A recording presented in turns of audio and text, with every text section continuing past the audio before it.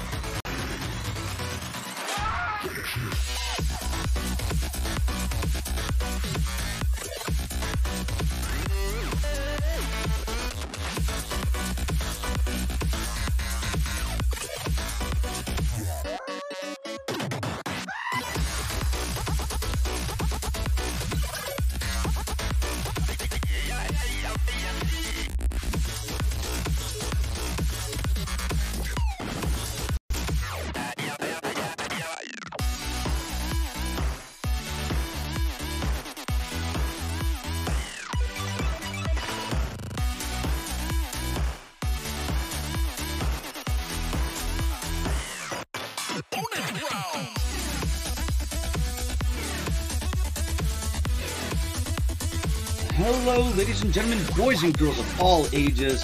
Hiya. It's your boy SOJ Shadow Plays, and I have with me a special guest. Now, give me 1 second because I gotta do this little transition poo. And where are you actually? There we are. Because this is a weird one to do for the first time. Because I do not know how the whole Discord whatchamacallit thing works. But good luck us.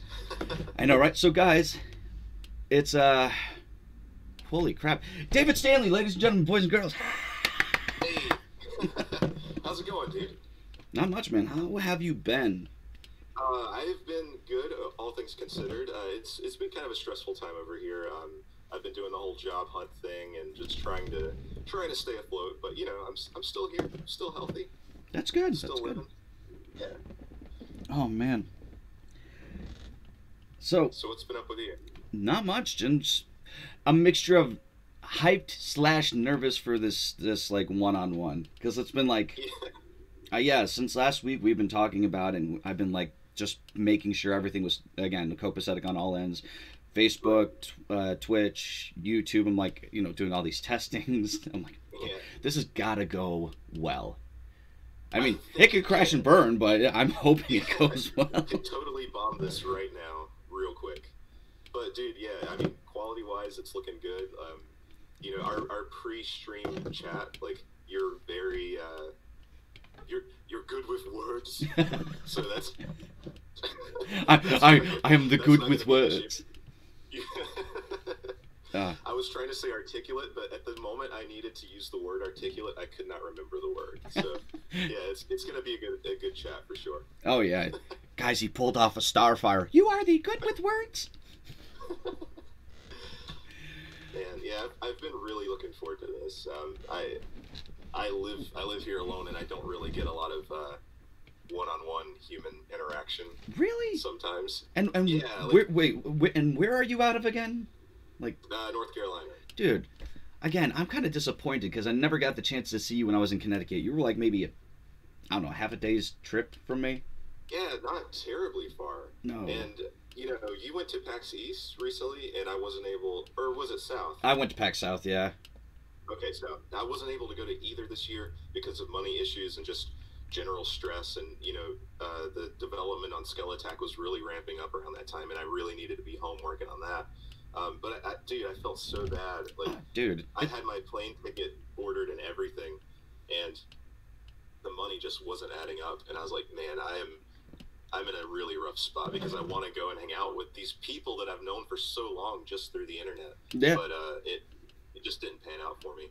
Dude, again, it's understandable. It's the way I thought about it was, hey, money's always going to be tight around crunch time. Like, not until the game actually hits is when you're going to see, some of the success and the potential income. We're approaching our I'm approaching my fourth year of working on Skelattack, and other members of the team, they have different amounts of time spent with it. But yeah, it's a big emotional investment above all. Yeah.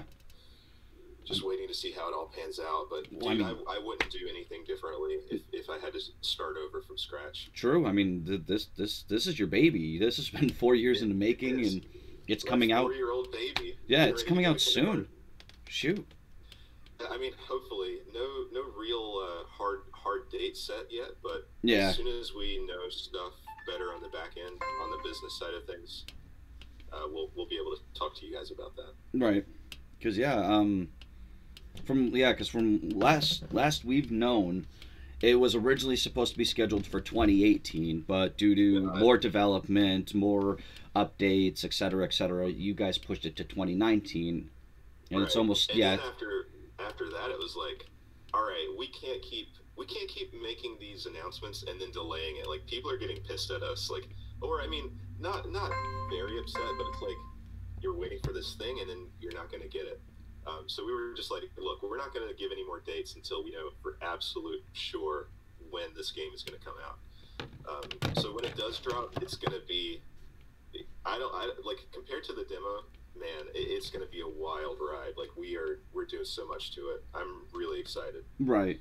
Now, you told me before we started where it was like, hey, I've got something to tell you on a personal note about like something, and I'm like, oh boy, I'm scared. Oh yeah.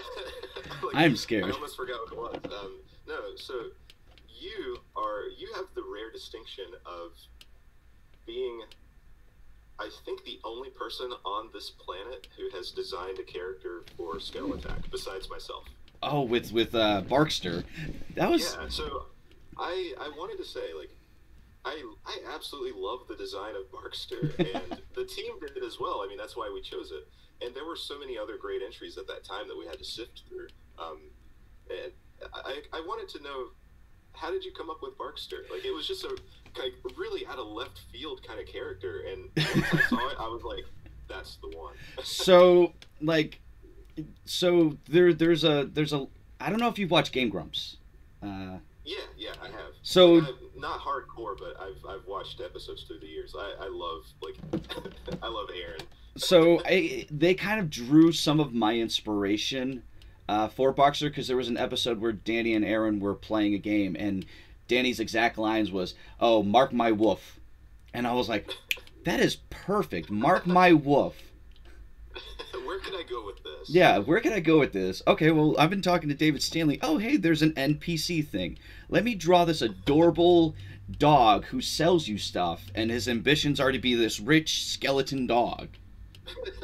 Yeah, and for anyone who doesn't know what we're talking about, yeah, we ran an NPC creation contest on our Skelattack Discord, and yeah, Dan comes up with this like really, really cute skeleton dog wearing a top hat, and yeah, a little top hat, tuxedo.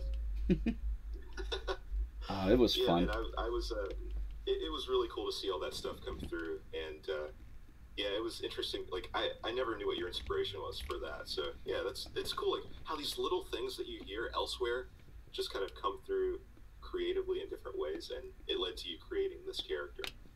Yeah, it was fun too, because I sat there for a good hour or so just drawing up the it took me the first hour to come up with the concept, and then the next hour just kind of drawing out what I wanted him to look like and have a weird heart-shaped nose whole thing. And I was this is how I envisioned him, and I couldn't see him going anywhere else. You know? Like, when it came through, it didn't look like something you had just scratched off in 5 minutes. No. It looked like it was really thought through. So yeah, I'm excited to see him in the game. I think every good game needs a dog. Every good game needs a dog. But let's see. Oh, I heard though from one of your recent updates that apparently Ember's dialogue is a little more sassy. Yeah, she is really. I don't know why this came about, but over the years of like just me writing random dialogue for her, she just kind of grew into this, like, not a troll, but just really, she's sassy. Like, there's no other way to put it, and I wanted to get a good laugh out of people because obviously, like, you know, when you look at it seriously, this whole situation in the game is pretty grim. Yeah. You know, these humans are coming in trying to wreck their entire way of life, and for me personally, writing in that way with her and through some of the other NPCs, it became like in my own life when I've had really like dark moments and low points. Right. Something that I've done through all of it is like joke around and be silly. Oh yeah. And it's not denying the realness of what's going on in my life, but you know, if I'm not laughing, I'm gonna be crying. So. Oh no, I can attest to that. And you've gone through some really interesting life stuff too that I've not gone through personally. You just gotta laugh through the pain, and that's what makes us, I guess, sane and human. Right. It's very much a defense mechanism for myself, and you know, this game has a lot of my fingerprint on it. You know, obviously. So some of the stuff that the characters say, you know, in light of these weird, terribly depressing events, it's probably how I would react in real life, you know, in some way. I love how you say fingerprint, though. I'm like, fingerprint? Like, looking up like fingerprint. No, it's more like you grabbed it by the hand, took it out on a date, just romanticized it. I've done a lot of things to this game. But let's stray off the game for a little while. Like I said before, let's get to know David Stanley, the man behind the game. Like the artist. Because I've been interested in getting to know you on more than just the game level. Like I said, you and I are getting along real well, even since last year when we've talked. Like, I don't know what it is. It's just, I guess we kind of back and forth on each other, like buddies that we, you know, like sitting at a bar drinking beers, and we've only met each other again last year, but we've known each other for almost all of our lives, it seems. Right. And I think this is the first time ever that we've even had a voice chat, isn't it? Yeah, like a one-to-one voice chat instead of just like DMs or whatever. Yeah, I've always, you know, not everyone that has become close to me through this development has remained close to me, like, and people that I could actually say that, like, oh yeah, they are my true friends. But I don't know, man. I always try to make it like, dude, if you want to take this more than just like being a fan of my game, we can actually be friends. Yeah. And some people, like, I mean, like you, like they go the distance, and we are actually like, I can talk to you about stuff, and it doesn't have to be like, oh, Dave, I love your game, I want to play it so bad. Like, I mean, I'm gonna be honest with you. I love that. I love it when people say that too. But, like, you know. well, I mean, I'm gonna be honest with you. Whether or not you're successful, it's, I mean, and it's nothing personal. Whether or not you're successful, if your game blows up, if your game doesn't blow up, that's not what I'm focusing on as a person. Like, when I got to meet you, the man behind the game, sure. But I got to meet you, the person behind all of that, on another level. And I respect that, and I admire that. And I'd rather be friends with that Dave than potentially successful video game Dave. Right, because potentially successful video game Dave is going to have to, like, plug his game a lot and plug the things that he's working on a lot, because that's what you do when you're working on a game or a movie or you're doing some press tour. Yeah. But yeah, me as a person, like, yeah, let's dig in. Yeah. Yeah, it's been really cool getting to know you over, gosh, a couple of years, or yeah, no, we've met. Months. What was it? October 2017, like roughly. I think so. I think it was that time, because Oshi Kurosu was streaming the old Skelattack demo, and that's how I met you. Yep. That was also how I met Oshi. And there was such a warm reception of my game during that stream, and I remember being really nervous because, you know, I found out that this guy was gonna be streaming it, and I was like, all right, I hope it doesn't break. And I hop on the stream, and Oshi was just like this hulking, intimidating looking character. Like, I didn't know anything about him, and my first impression was, this guy rides motorcycles. This guy's going to tear me a new one. And all of a sudden you hear him talk like, hey, how you doing, man? Like, all lovable and...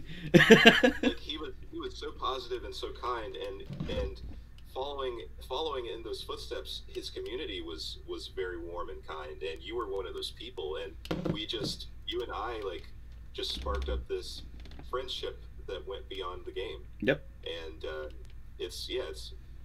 sometimes you and I go months without talking, but that's honestly how I tend to do things with everybody in my life. Same thing, you know. It's I guess when you're so driven and focused on like different aspects of your life, you just kind of like tend to shoo away, but then come back to reality, and you're like, okay, I'm here, and nothing's changed.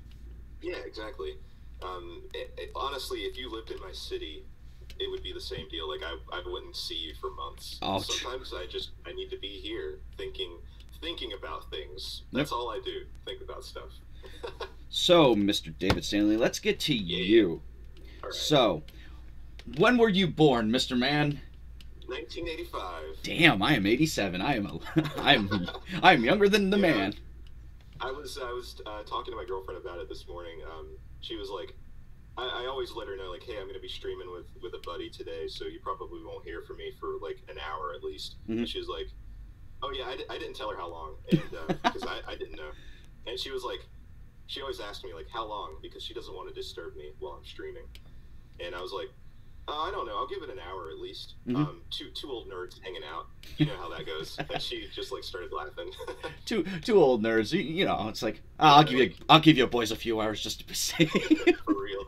And then next thing you know, like, the sun's gone down. I'm like, oh boy, what a stream. Are you kidding me? I wish you had game consoles. You and I could jam. I do. I've got a PS4. Dude, do you got Modern Warfare Remastered?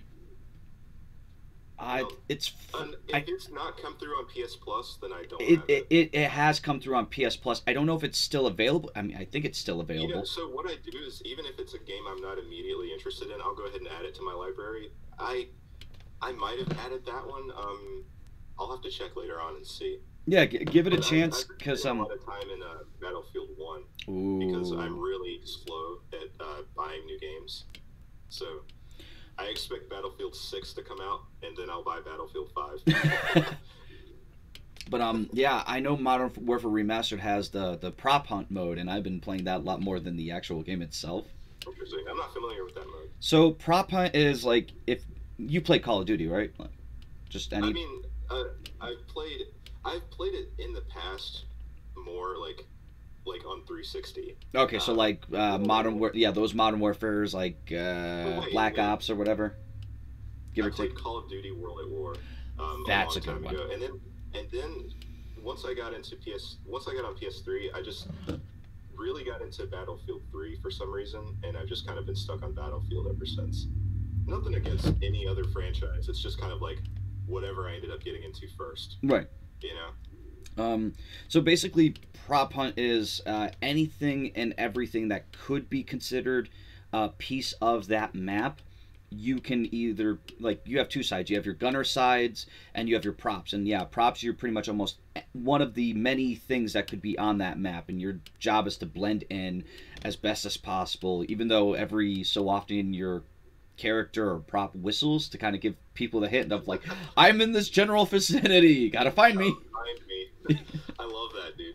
It is fun. I really enjoy hiding when I can. I just like being a sneaky little bugger. It is fun. Like, me and a couple of friends of mine, we like to piss people off and just find like these random spots where we'd figure no one would find us, or we'd tease them and mess with them, and it makes for some good moments. But I would love to jam with you, just friend to friend, gamer to gamer, and just chill one night. It doesn't have to be streaming. It just, you and me just sit down, have a comfy night, and like, hey, what are you doing?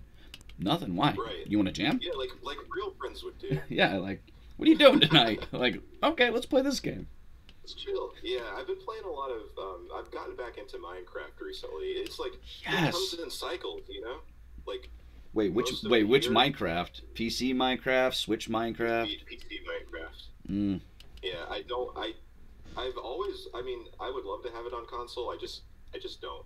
I bought PC Minecraft many years ago, and they allow me to keep on rolling with that purchase. So that's where I am now. True. I mean, that $20 over the years has really paid Dude, itself off. it has really been a great purchase. And I'm not even a PC gamer. Like I that like I mentioned to you privately the other day. Like that's why I don't stream. My whole setup here is pretty terrible. Yeah, I heard you're running on Pentium Spud processing.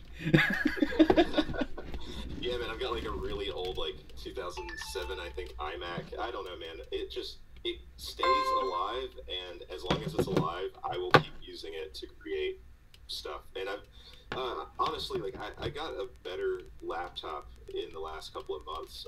Shane from Yakuza sent me a laptop because we were moving into like we needed to move over from Game Maker Studio 1 into 2. Yep. And my old terrible laptop, it wasn't having it. It couldn't even run the program properly. Oof. So, you know, I was like, well, I guess I'm sending Dave a laptop. And I was like, dude, I don't know, like, can I pay you back somehow? Like, once the game comes out, maybe I just, like, pay you back over time for this laptop because you totally didn't have to do this. And he was just like, you can pay me back by making a great game. And I was like, I love you. Yeah, no, that's a good friend right there. That's something I would probably pull up. Like, here, just, dude, create memories. You know, have fun with it. Just work. Just do the best thing that you can do, and that'll be payment. Yep. Payment enough. So. But yeah, dude, we'll have to run over a list of all the games that we both own privately and see what we can hop on together. Oh yeah, I mean, heck, even if you had a Switch, I've got Mario Kart 8 Deluxe. We could jam on that. You don't have a Switch. I don't have a Switch yet. Oh, wah. I have to have one this year. I've just got to do it. I can't wait anymore. I'm getting too hyped for this thing, dude. Psst, guys, if you want to donate to help get David Stanley here a Switch, donate to the link. Jesus, something else that's also like really been on my mind is PlayStation VR. Oh God, I haven't even tried VR yet. Yeah, like my brother got one, and I was talking to him about it. Like, I wanted to get his opinion, you know, like a quick review because I know he's used it, and he was like, honestly, man, it tends to give me motion sickness, so I don't use it all that much. Yeah. Tell you what, next time I'm in town, I'll just bring it over and let you borrow it. And I'm like, please come to town soon, please. Well, like now it's all I can think about. I want to try it at least once because, like, I don't know how I would react. I've never tried VR at all in my life, but I do know that I get like I wouldn't say is it motion sickness where you keep spinning around? No, I don't know. Either way, like spinning stuff makes me all dizzy and lightheaded and whatnot, but I think it's like that vertigo effect. I've never tried VR. I was always like curious on how it would work. What the heck? Oh, Nightbot. But yes, so let's get back to the Mr. David Stanley, the man. What is your inspiration for drawing? Like, what inspired you to start drawing in the first place? Was it just random doodling in school, or? Oh, we had a bit of a cutoff. There you go. Kind of lost you for a second.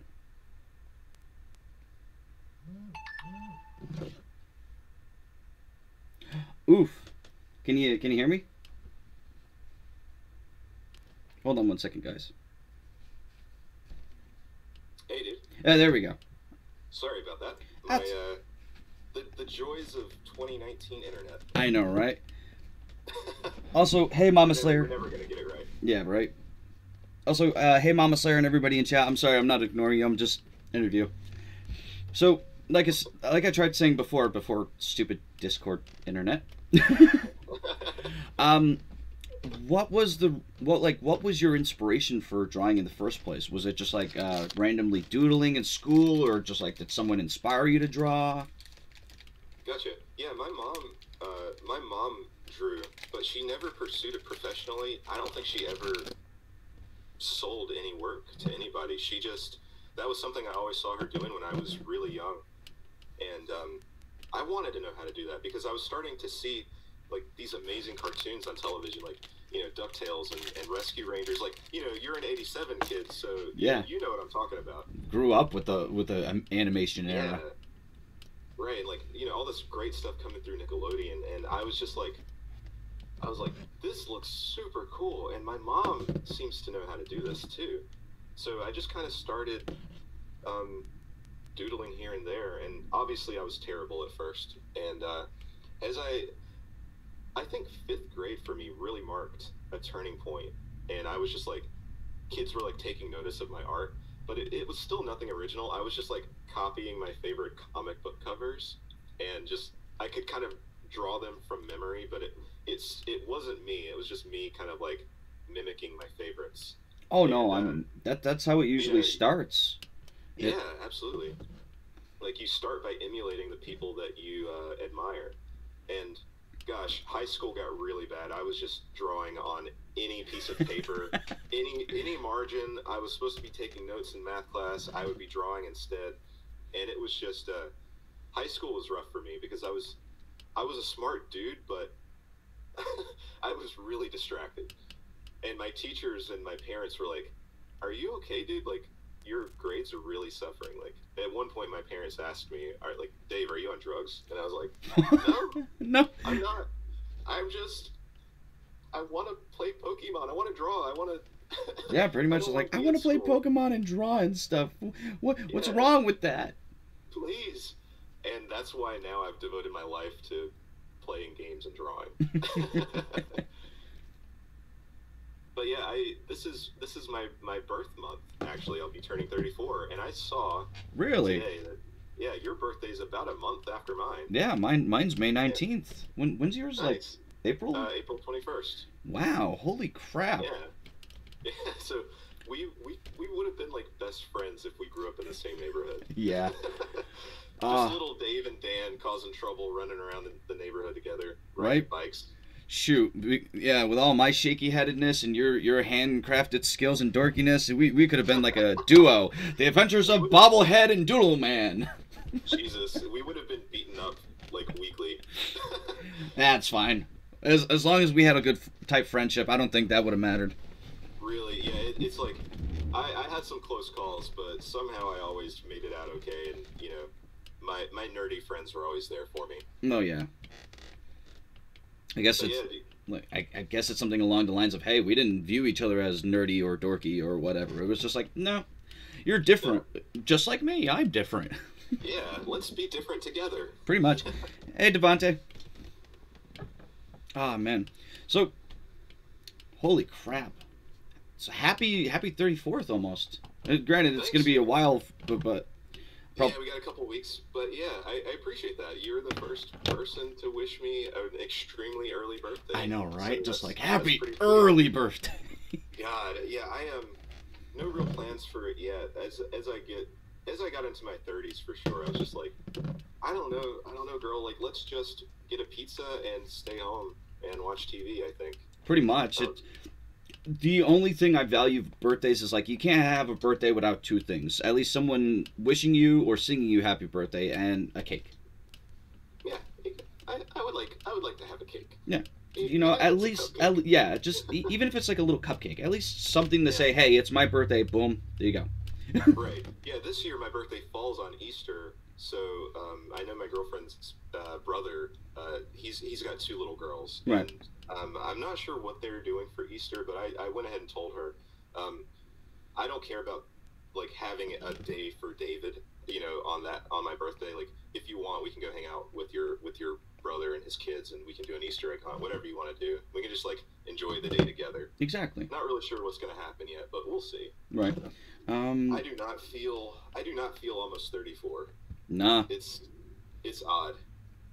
It doesn't hit you. It's either, "Hey, I either feel too young," or, "Oh God, I feel too old." I get up every day and I'm just like, screw this. I just want to get back to sleep. And then I brew my coffee like I do every morning, and then I'm like, I can take on the tasks of the day. Pretty much coffee.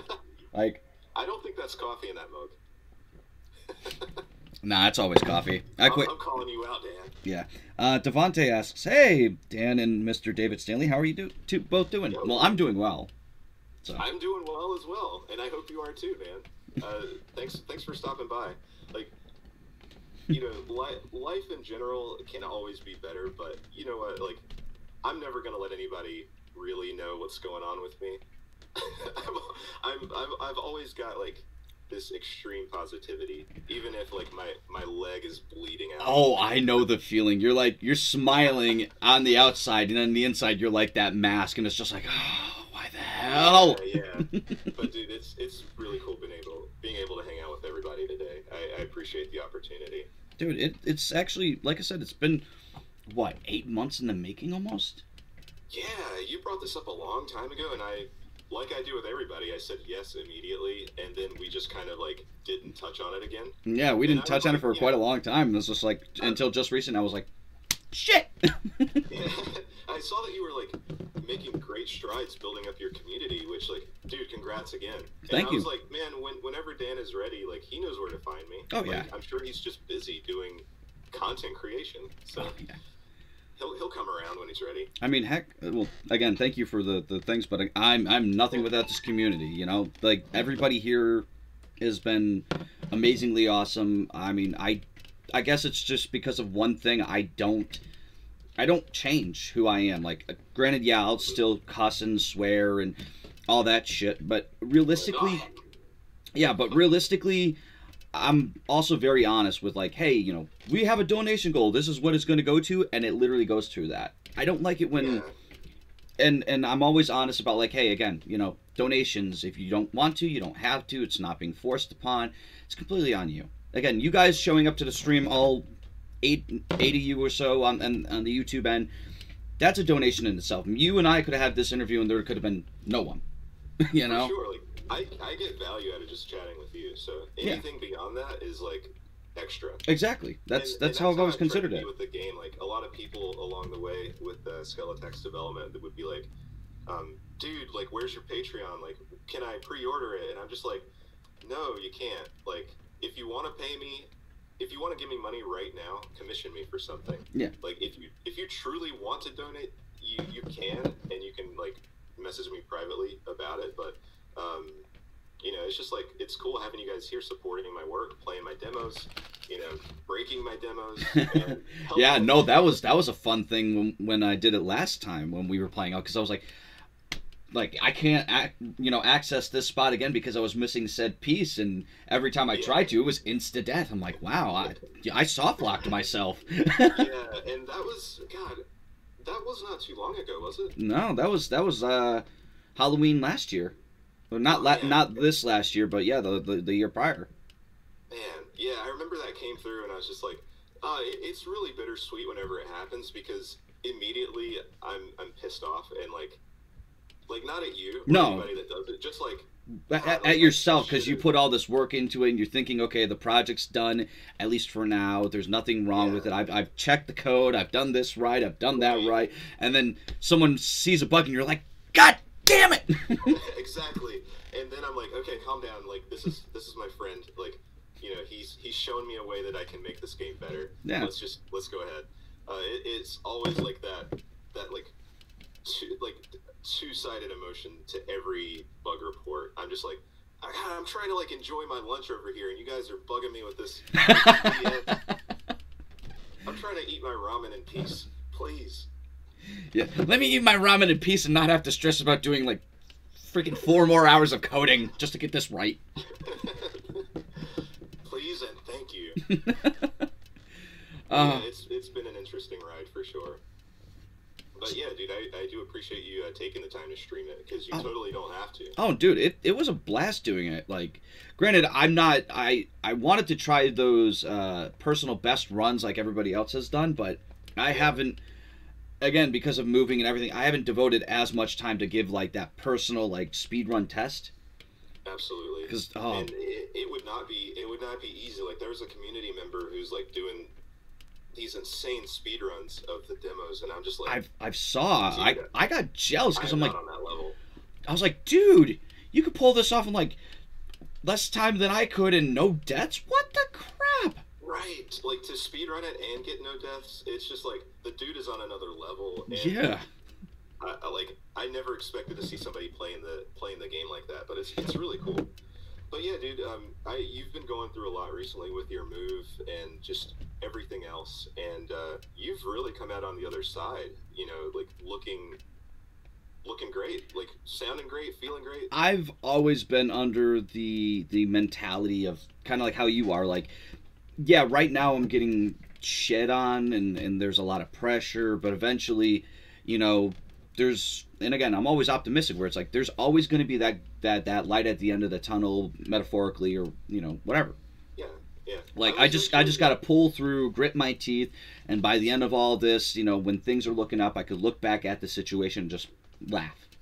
Yeah, definitely. Yesterday, actually, I was talking to my girlfriend about this.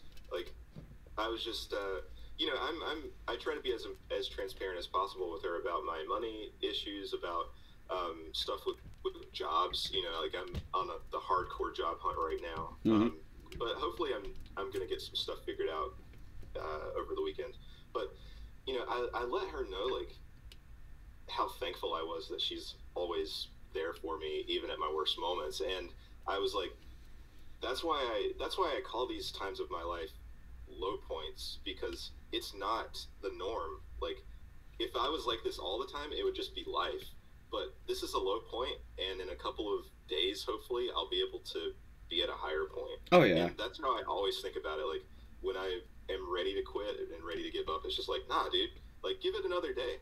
That's all you got to do. Like, give it another day. Yeah. Like this could be the day. Right. Most likely you'll come out. You'll come out on the other side. Oh yeah. And it's been true. It's been true for like almost 34 years for me. So got to keep on going. Exactly. So you've got so you're an 85 baby. You've got your drawing inspiration from your mother. What got you into the idea of just making video games in general? Like, what game inspired you to make video games? Gosh, so right as I was graduating high school in 2003, I heard about this neat little program called RPG Maker. Which one? For PlayStation 1? Or PlayStation 2? For the one that I got was on PC. And I can't remember which release it was. Like, it might have been the 2000 version. It might have been MX. No, it was MX. I remember. Okay. God, it's been eons ago now. Well, no, because I actually had to remember, because I'm sitting there like, okay, because there's RPG Maker 1 and 2 for PlayStation 1 from H-Tech. Then there's 3 through 5 on PlayStation 2. Then MX came out on PC. I'm like, damn. It's insane, because that's the same game engine that Toby Fox used at one point for his Earthbound clones. Oh, I did not know that. Yeah. That's really cool. Yeah, like, so I find out about RPG Maker, and me and my brother, we just grew up loving RPGs, obviously. Like, we really enjoyed Final Fantasy. Yep. And I always, you know, I think pretty much everybody that gets into game design wants to make an epic RPG. I don't know what it is, but most people, when they are, like, planning their first game, they're like, yeah, man, it's going to be, like, a 4-disc extravaganza, 200 hours of gameplay, like, and I was right there with them, man. So I pick up RPG Maker, and I'm just learning all these great things about how to make characters say one thing to you, and then you go and do a quest, and then they say a second thing to you. Yep. And I thought that was the coolest thing ever. And I wasn't really a digital artist at that time, so because I didn't even know about tablets really. So I was using like all the pre-made assets that came with RPG Maker, right, and all the pre-made music, and I was just like, all the dialogue though. That's where I was just like, oh my god, like what if they send you completely to another island and you have to like kill this dragon, and then it lets you access this. And the more I thought about it, the more I kept thinking about it, right, and like adding on all this crazy stuff. And I never completed a single game in RPG Maker, but it it stuck with me in a great way. And, you know, so that was like when I was 18, 19. I Nice. stayed away from game development for a couple of years after that because I got my first tablet after I moved out of my mom's house. Right. And I was just like, whoa, Flash, Photoshop. I want to draw now. Like, I want to do all this stuff. All the exotic things. Yeah. And I started thinking about, like, I started seeing a little bit of programming language inside Flash because, you know, you can make Flash games. Yep. And I was a huge Newgrounds fan. And I was like, Wait, the old Tom Folk days of Newgrounds? Yes. Yes. I don't go there anymore. I mean, it's not for any particular reason. I just kind of grew into other things. Yeah. But, you know, Egoraptor and, like, Bitey of Brackenwood, like, these cartoons just, they influenced me to pick up Flash and start animating. You know, and over a summer, I kind of taught myself how to animate with some really old 2008 era YouTube tutorials with no voice, just someone typing on WordPad. Hey guys, what's up? Yeah. For those who don't know, this is the day when you had to literally type in youtube.com. Yeah, Jesus. Man, we're taking it way back. Right. Shoot. But yeah, so take a I was way back. I ended up being pretty terrified of programming for a long time because I'm such a visual dude. I didn't even want to touch a line of code. Yeah, that sounds so confusing to me. Like, yeah. Every time I see it, it makes my brain hurt a little bit, and then at the same time, I'm like, it's cool, but I don't know if I could do this. Exactly. Like, I was going through that same thought process every time I would consider making a game, and I don't know what it was, man. I don't know. I just ended up, you know what? I'm gonna take one more good crack at this before I just give it up completely and resign myself to just being an artist and animator. Right. And I looked around, you know, what's the best user-friendly programming language that I can use and actually learn how to program, because I wanted that ultimate control that I wasn't getting with things like RPG Maker. Yep. So I found out about Game Maker Studio, and I was like, let me give this a shot. And I followed some cool tutorials on YouTube, and I set up a nice little platformer engine, you know, following these tutorials. And that was the groundwork for Skelattack. And once again, the more I thought about it, the more I kept thinking about it. And I just kept adding to it. And before, you know, a couple weeks went by, I was able to, like, you know, on a lower level, like, write my own code from scratch. Right. I could be in the shower and think about something cool that I would like to have in this new game I was making, and my brain would actually start to show me, like, how I could set that up. Nice. You're just sitting there. I'm like, yeah. Skeletons. Yeah, I actually came up for the name of the game in the shower. I was just, like, scrubbing, like, skeletons attacking humans. Skelattack. All right, there we go. Yeah, that sounds pretty good. I'm not gonna think about it more than that. Let's just go with that. So yeah, that was kind of my meandering, multi-year, winding path to, like, finding, you know, my way to game programming. Right. So how did you honestly come up with the concept of Skelattack alone, like the storyline in a sense, the characters, even just the idea of, like, because from looking at Skelly and Ember, it's pretty much just you're the anti-hero hero. You're playing the opposite roles. Yeah. And it's not many have played that off in video games, where it's like, oh, you've played those the dungeon looters, and it's like, well, here, play the opposite side of it. Right, we're gonna flip it upside down. And I really wish I could say that was my aim from the start, but it was a complete meandering. Like, I kind of fell into it. So I was working. I was working with a partner on some mobile games for a while, and programming or anything. It was really just kind of a drag and drop playground system where you could throw in your tools and make really simple mobile games out of it.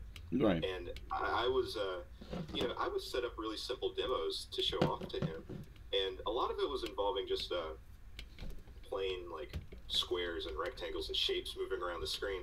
But one day I made this little demo, and I was like, you know what? I'm tired of just sending him this, like, really low end looking stuff. It's all mediocre.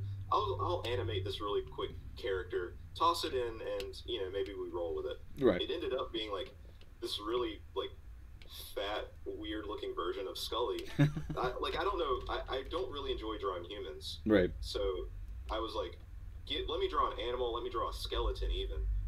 It'll be better than having to draw like a man or a woman walking around. So I draw up this quick little skeleton. He's got this like bouncy idle animation and a really crappy like run animation. I toss it in and I send the demo over to my guy. And it wasn't a Skelattack demo or anything. It was just going to be like an endless runner type of idea.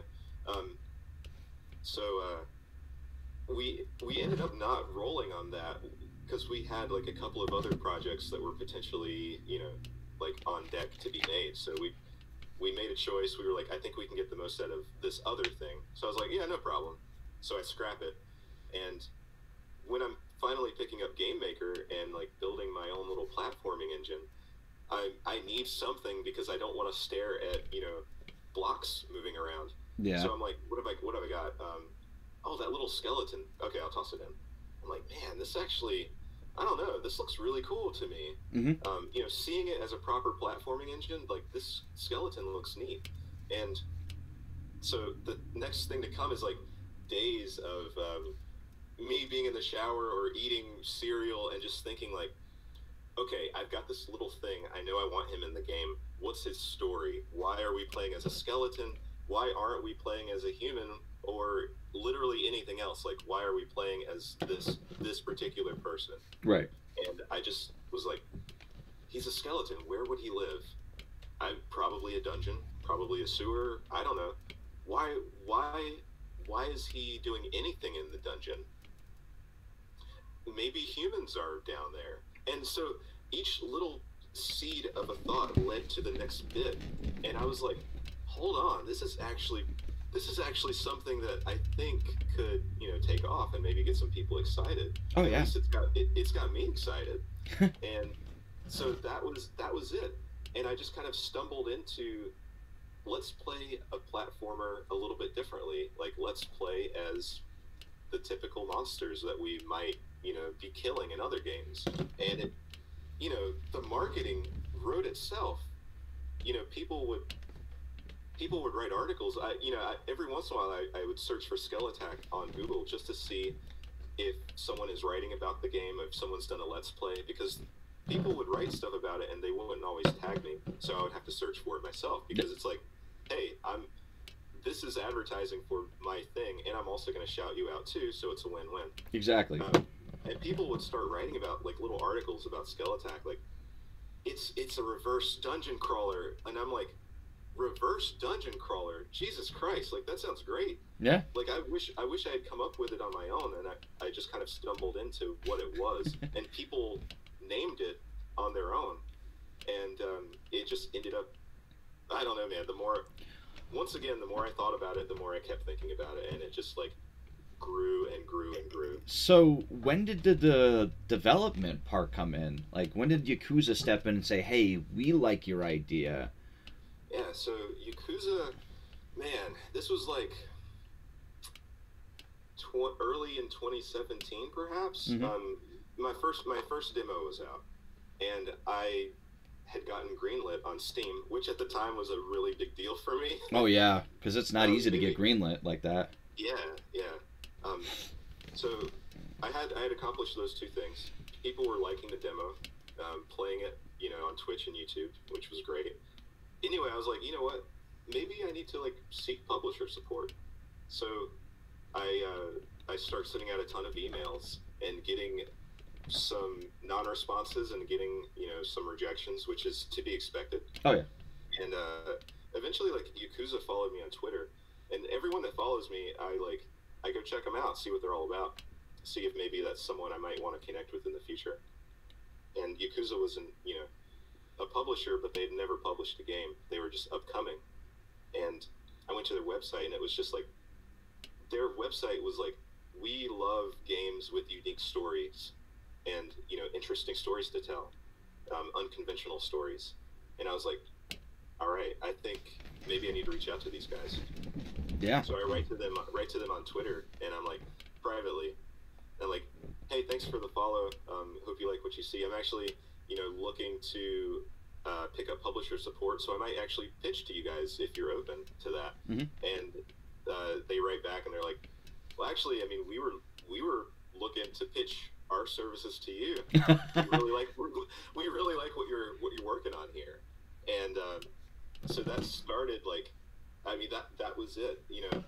I had a chat with them over Skype or something. I don't remember, but Shane and Doug from Yakuza, like that's all Yakuza was at the time, just Shane and Doug. Right. And Wait, I've met Doug in the Discord, right? Oh, great, yeah. So yeah, Doug went on to do all of the social media marketing, and like he runs the Skelattack Twitter. Dude, he's like a teddy bear.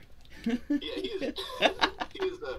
He is the kindest, cuddliest guy. He's so warm, like not physically warm. No, but like he's so warm spirited and like kind. Yeah. Yeah, I've gotten the chance to hang out with him and Shane at 2 PAX events now, and they're just great dudes. And in that initial meeting, before we signed everything officially, I just got the feeling that they were invested in Skelattack from an emotional standpoint. Like, they weren't like, yeah, we think Skelattack can sell 1 million copies. Yeah, like, no, it's more like that passion.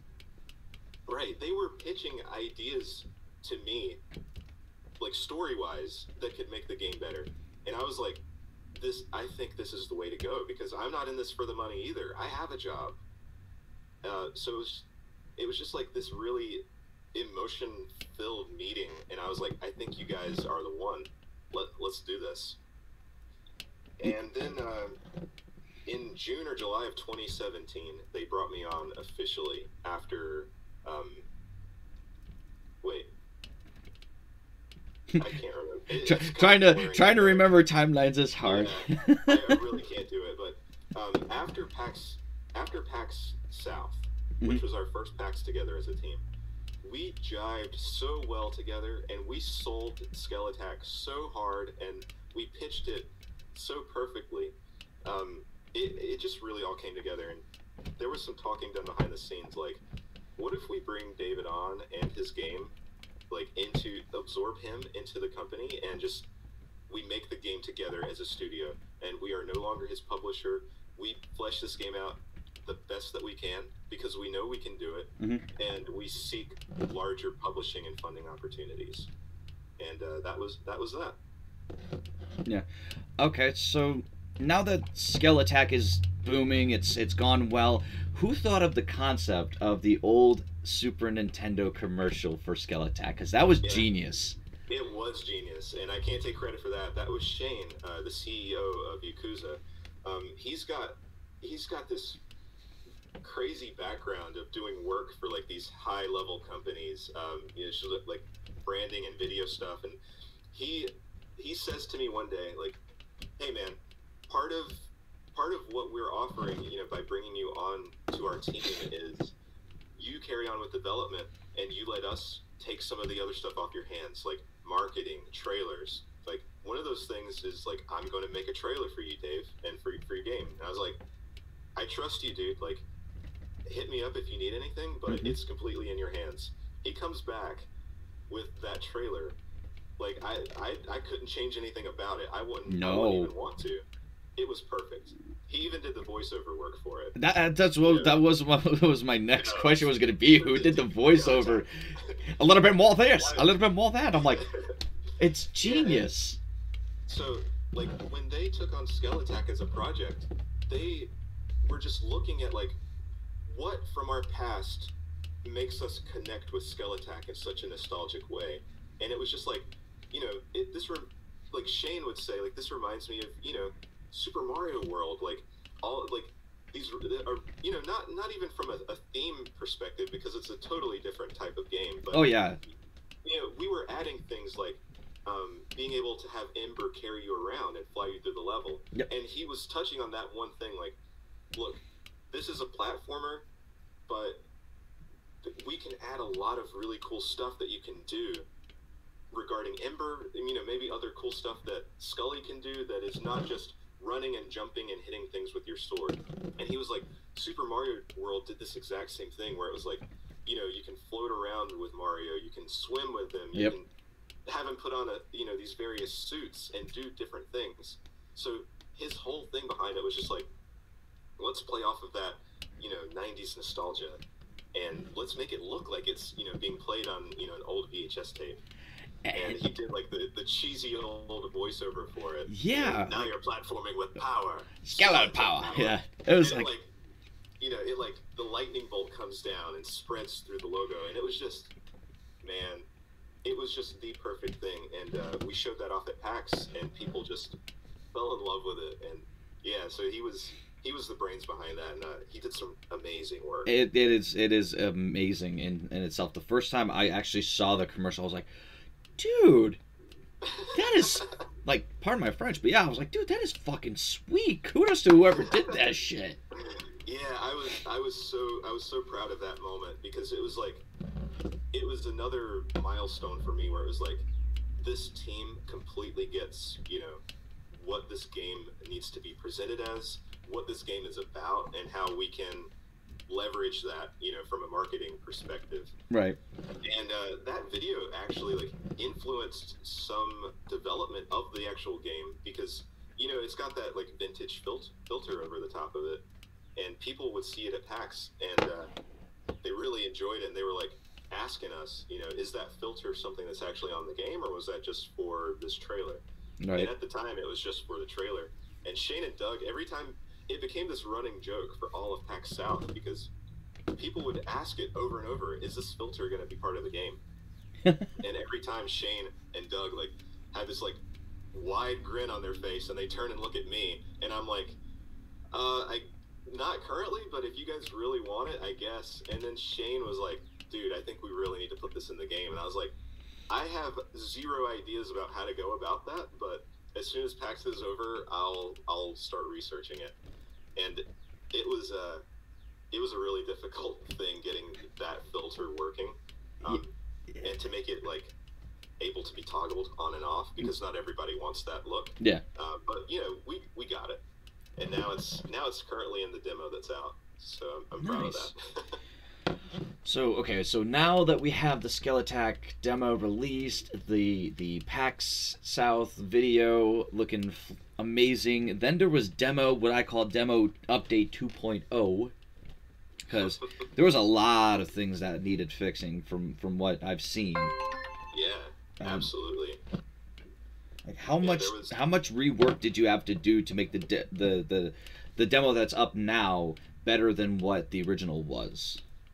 Oh, a lot, dude. I don't have the change log in front of me of everything that was changed, but it was like hundreds of items that accumulated. I mean, we needed to rework the boss at the end of the demo because he was way too easy. Oh yeah, you could just wail on him. Yeah, and that was, building it and then playing it, like, I know how I want people to play it, so I never just sat there and wailed on him and like spammed my cure spell. But we took it to PAX, and people were doing that at PAX, and they weren't breaking anything. It was just, it was just a bit of an exploit, and it was just easy if you knew how to do it. So we completely reworked the boss, made him a lot harder, and we also added like new characters and a completely new area to the game. If you die too many times at any boss, you end up going into the astral plane, because the bosses, they have this magic about them, because they are so powerful, it cancels out your immortality magic.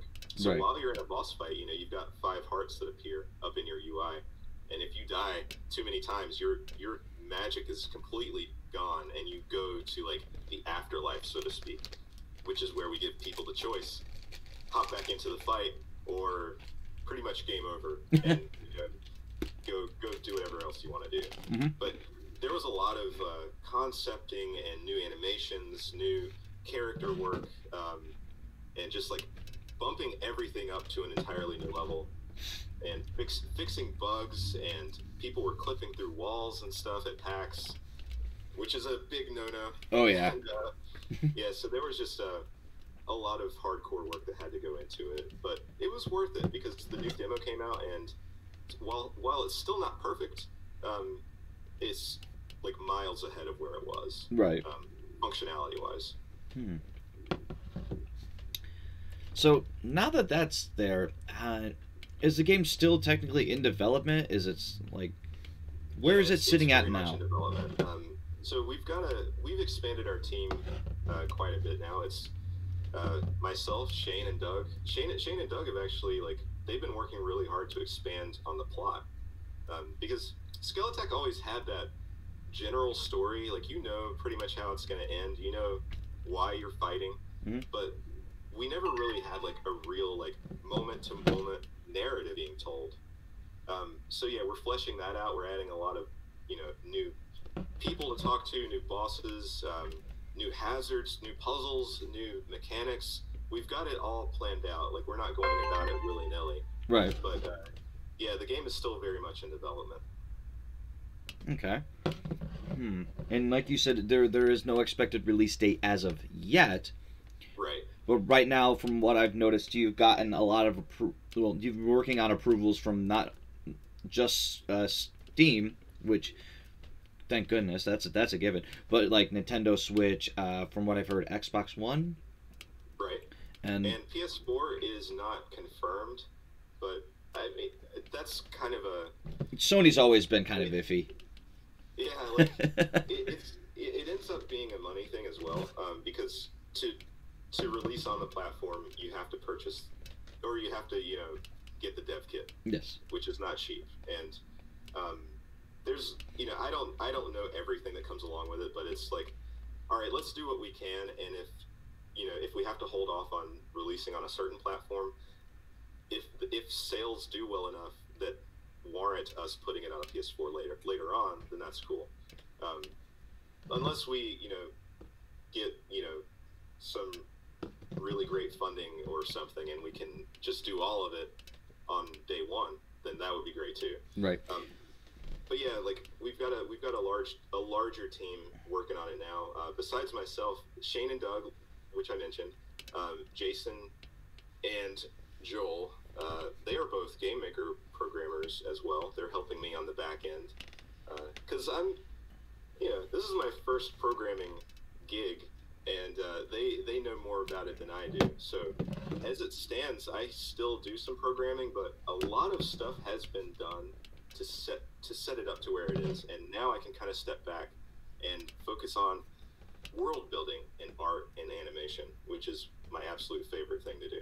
Right. Speaking of animation and art, guys, if you guys didn't know, in the chat, whoever's watching, Mr. Stanley here is also creating the new SOJ Shadow Plays logo.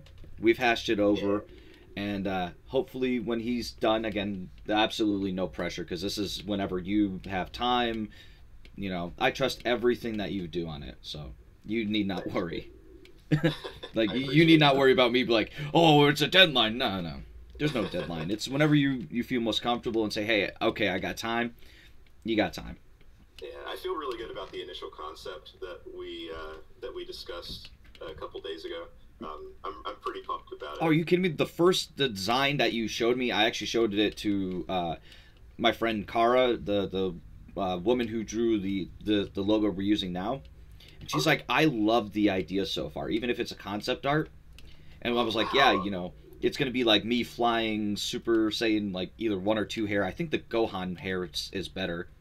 Especially with that rage from, breaking the controller. Just, yeah. It's going to be so cool. Yeah, I was really happy to see just the concept come together, because, I mean, I don't know if you noticed, but that's not really my usual style that I like to work in.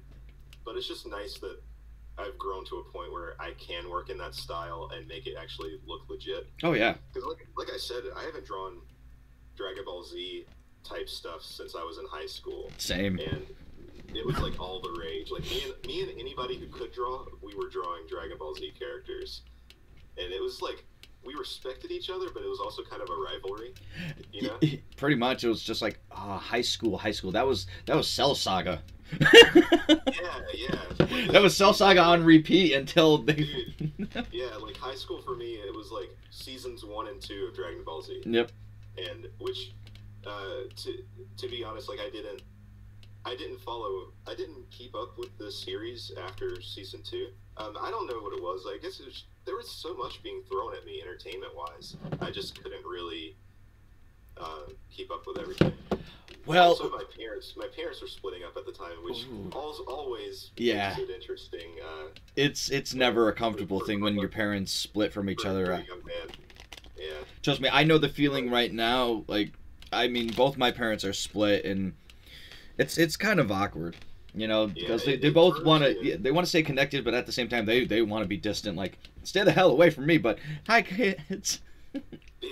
So it was a very strange time development wise and entertainment wise, but it was. I mean, good memories overall. But Dragon Ball Z, that was. For me, even more than Dragon Ball Z was Batman, the animated series. Mark Hamill, Joker. Oh man, there will never be anyone greater. No. Mark Hamill's Joker, hands down, is best. Yeah.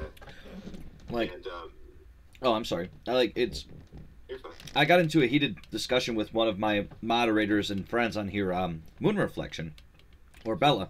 Because she had that same issue debating, like, going to see the new Aladdin that's coming out. Okay. Yeah, live action one. Because she's like, oh, it's Will Smith Genie. I don't like the concept. I'm like, that's like comparing Heath Ledger Joker to Mark Hamill Joker.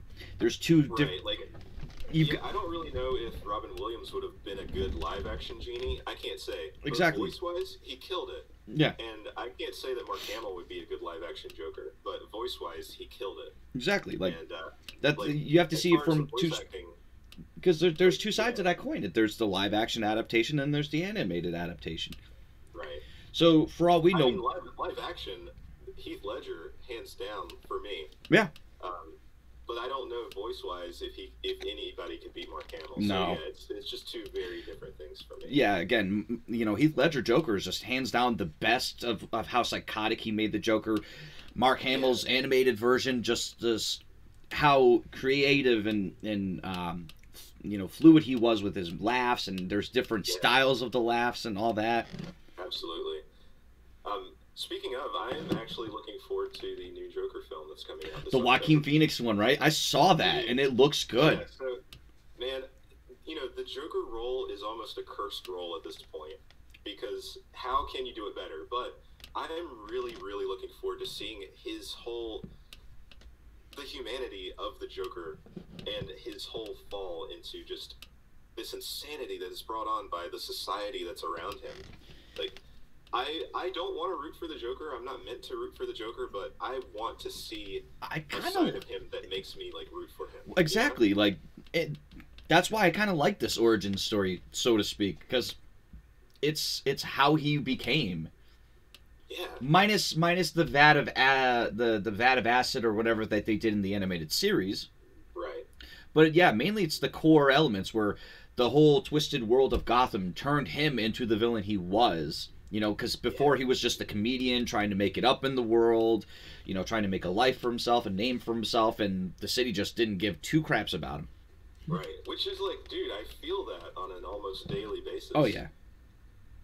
Like, trying to do anything in this city, it's like I might as well be not doing anything at all. Are you that's kidding why me? I turn to, you know, Twitter so hard. Are you kidding me? That's the thing that bugs me is, what was it? I don't remember which Egyptian monarch did it best or said it, but have you ever heard of what's called the second death?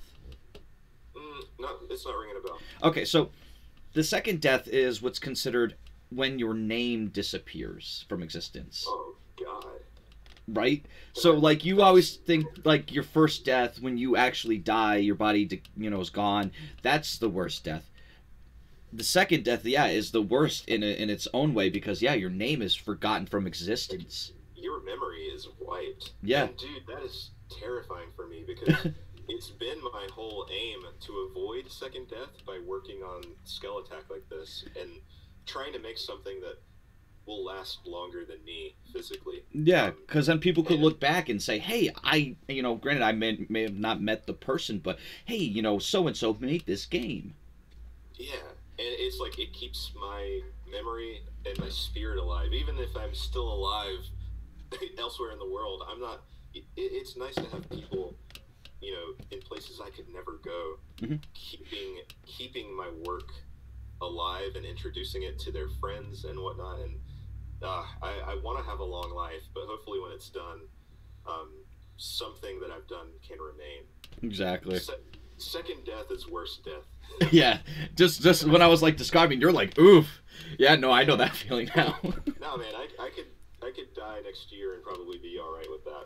But yeah, like that. But that's how I feel like most people have to be remembered is either one way or another, and that's why you see like your celebrities, but at the same time you see like your really sadistic, massive multi killers, and it's like yeah, yeah. they're getting noticed one way or another on the different sides of the Right. spectrum. As much as you don't want their names to be remembered, no, they're gonna be remembered, Yep. which is unfortunate. Yep. Uh, Speaking of guys in the chat, do you guys have any questions for Mr. David Stanley? Yeah. It doesn't have to be anything about the game because some of you probably haven't played it, and that's fine. Yeah, But, some of you haven't seen it, some of you probably haven't played it, which is understandable. These are just general questions from like, if you want to talk about the game too, hey man, how's your day going? yeah, yeah. I'll answer just about anything within reason. Right. Anyway, dude, so what have you been hardcore playing recently? Hardcore playing recently, just Shapes and Beats for the Nintendo Switch. Shapes and what? Just, And beat? yeah, just Shapes and Beats. Huh. I haven't heard of this. So this game concept came out at PAX, I think 2016, roughly, Oh wow. Okay.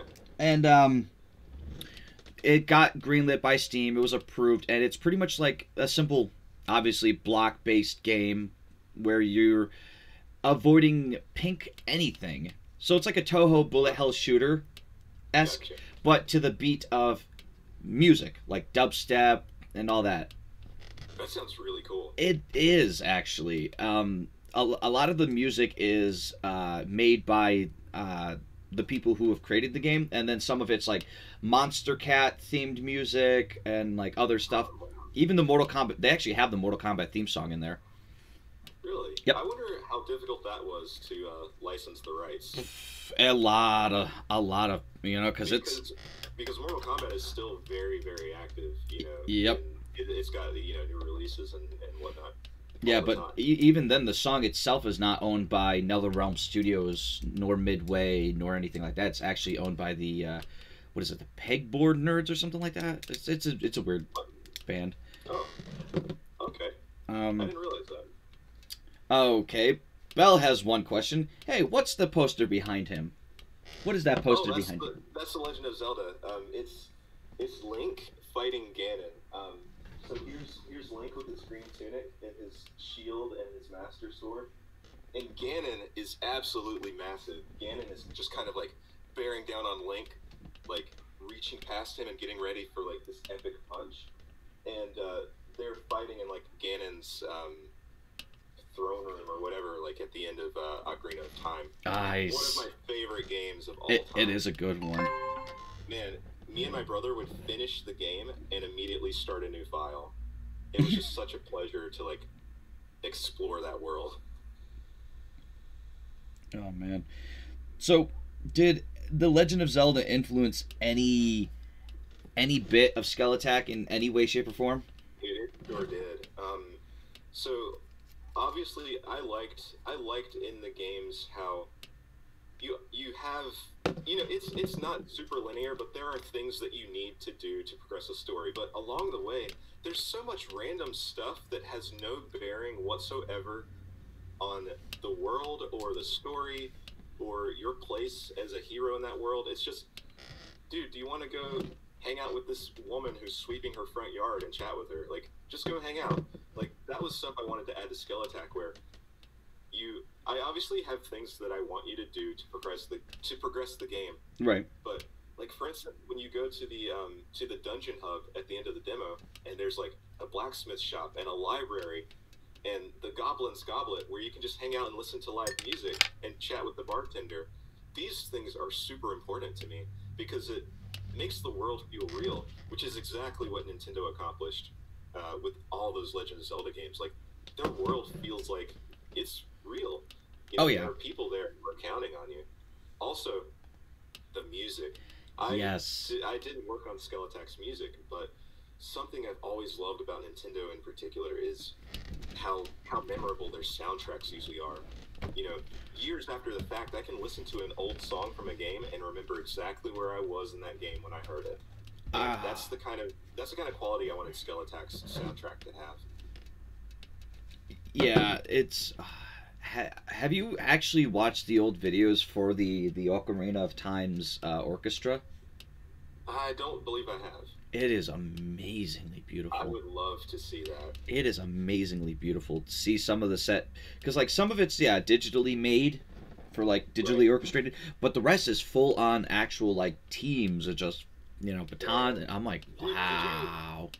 Did you listen to the 25th anniversary album? Yes. That came out? Yes. Oh my god. So good. Like, man, my brother, I had already been listening to it for a long time, but my brother was listening to it separately, and we had not discussed it at all. You know, he's also a big fan of the series, but he wrote to me and was just like, dude, I'm listening to this rendition of Great Fairy's Fountain, where it's playing her tune on the harp, and he's just like, it brought tears to my eyes, man. And I'm like, that's why I love you, brother. Like, it's just, it's such moving stuff. Oh yeah. A video game, like, man, it's unforgettable. Are you kidding me? I felt the same way when I first saw the video, like when I bought Kingdom Hearts 3 and I watched the intro movie of Kingdom Hearts 3 in my face, like right on the screen here. Yeah. My significant other, Lindsay, or Pink Lady, she watched it with me, and I got goosebumps. I teared up, and she's like, "Are you okay?" And I'm like, "This has been 13 years in the making. You have no idea." Like, my inner kid came out. It's incredible. I didn't keep up with the Kingdom Hearts story across the years because so much happened. So many other games were released, and the story was just so crazy. Yeah. To me, I was just like, all right. I don't know how long I can stick with this, but I watched a lot of Kingdom Hearts 3 gameplay. A streamer friend of mine, he was doing a 24-hour stream.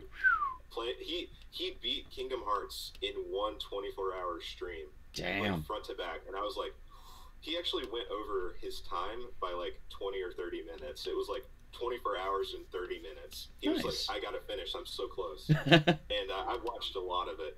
I kind of came and gone from his stream, and came and went from his stream throughout my night. Right. And it was, even though I don't really understand where the story is at this point, there were some obviously like crazy sentimental, nostalgic moments. Yeah. He was getting emotional.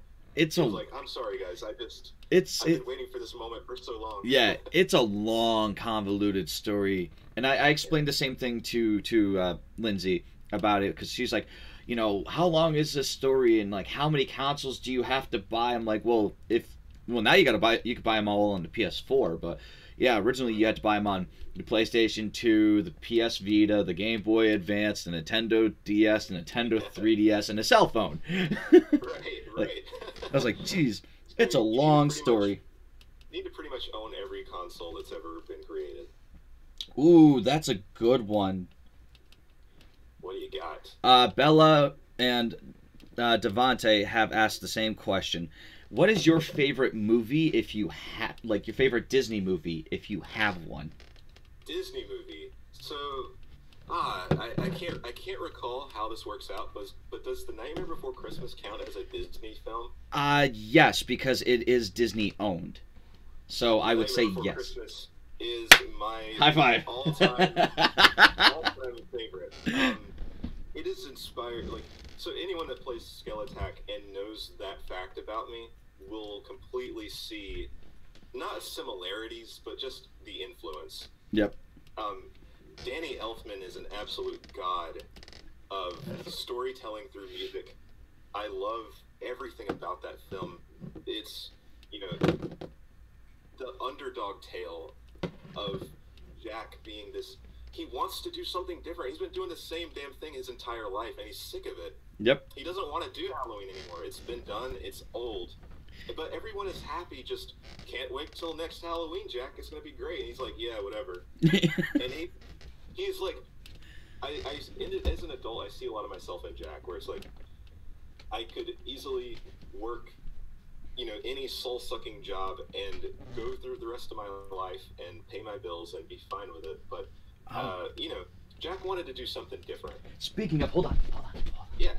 I have to get a hold of you later after the stream or message you or something. I've got gifts that I actually wanted to send you from one friend to another. Yes. No. So there's this, and then I have a little. Oh my god, that is insane! I need both of these things immediately. But yes, Sorry, I've wanted to send them to you for so long because I was like, I keep forgetting to ask you for the address. Because I'm like, guys, the stream is finished. Dan, I need to somehow magically mail these right off the bat. Wow, yeah, dude, hit me up later. I would actually love to do a little bit of a trade. Like, I've got a few things here. Skelattack sort of merch that, and maybe like some artwork or something. I would love to send to you in return. Oh, dude, that's completely on you. I mean, those are just like, again, from like one friend to another. Like, dude, you gotta have these. Yeah, that is a really, really cool gesture, and thanks a lot, man. Dude, anytime. Like, even though you haven't sent them, that's really cool that you thought of me. Oh, dude, I hope in that way. It's weird because, like, I guess you and I can get on that same boat. It's like you always think of your friends before you even think of yourself. For sure. Yeah, it's very much a life of service that I feel about myself, but not in a bad way. Like I want to put out free demos for people to play. I want to give people things when I can. I want to give people a reason to be happy because it makes me happy too. Are you kidding me? The funniest thing was Chris Feltner, one of my other mods on here, actually asked me that question because I was like, hey guys, because I've been kind of keeping this hush until just recent. And I was like, hey, last week I was like, hey, come to the stream. Next Saturday, there's going to be something amazing going on. And people were like, what's going on? And then like a couple days ago, I'm like, okay, I have an interview with David Stanley, talking about the game. And Chris is like, is he giving away free demos? I'm like, that's not on him. That's on his game developer. I mean, the demo is free at skelattack.com if I can quickly plug it. Yeah, sure. So guys, if you don't know, go to skelattack.com. It's in the press kit portion, I believe. I can't remember. Up at the top, there are certainly a bunch of links up at the top of the page to guide. There is another method too. If you guys have Steam, I know you could find the demo on there as well. Yeah. It's also on Game Jolt. If Game Jolt happens to be your thing. But yeah, that demo is years in the making, and it's been a blast to work on. And I don't care if you stream it, if you do a let's play, if you need content for your blog that you write, do whatever you want to do with it. I don't care. Share it with your friends. Yep. And if anybody's interested on my end, through my own Discord, if you guys want to check out the Skelattack Discord, where you guys can be a part of that. They do contests every once in a while when they can.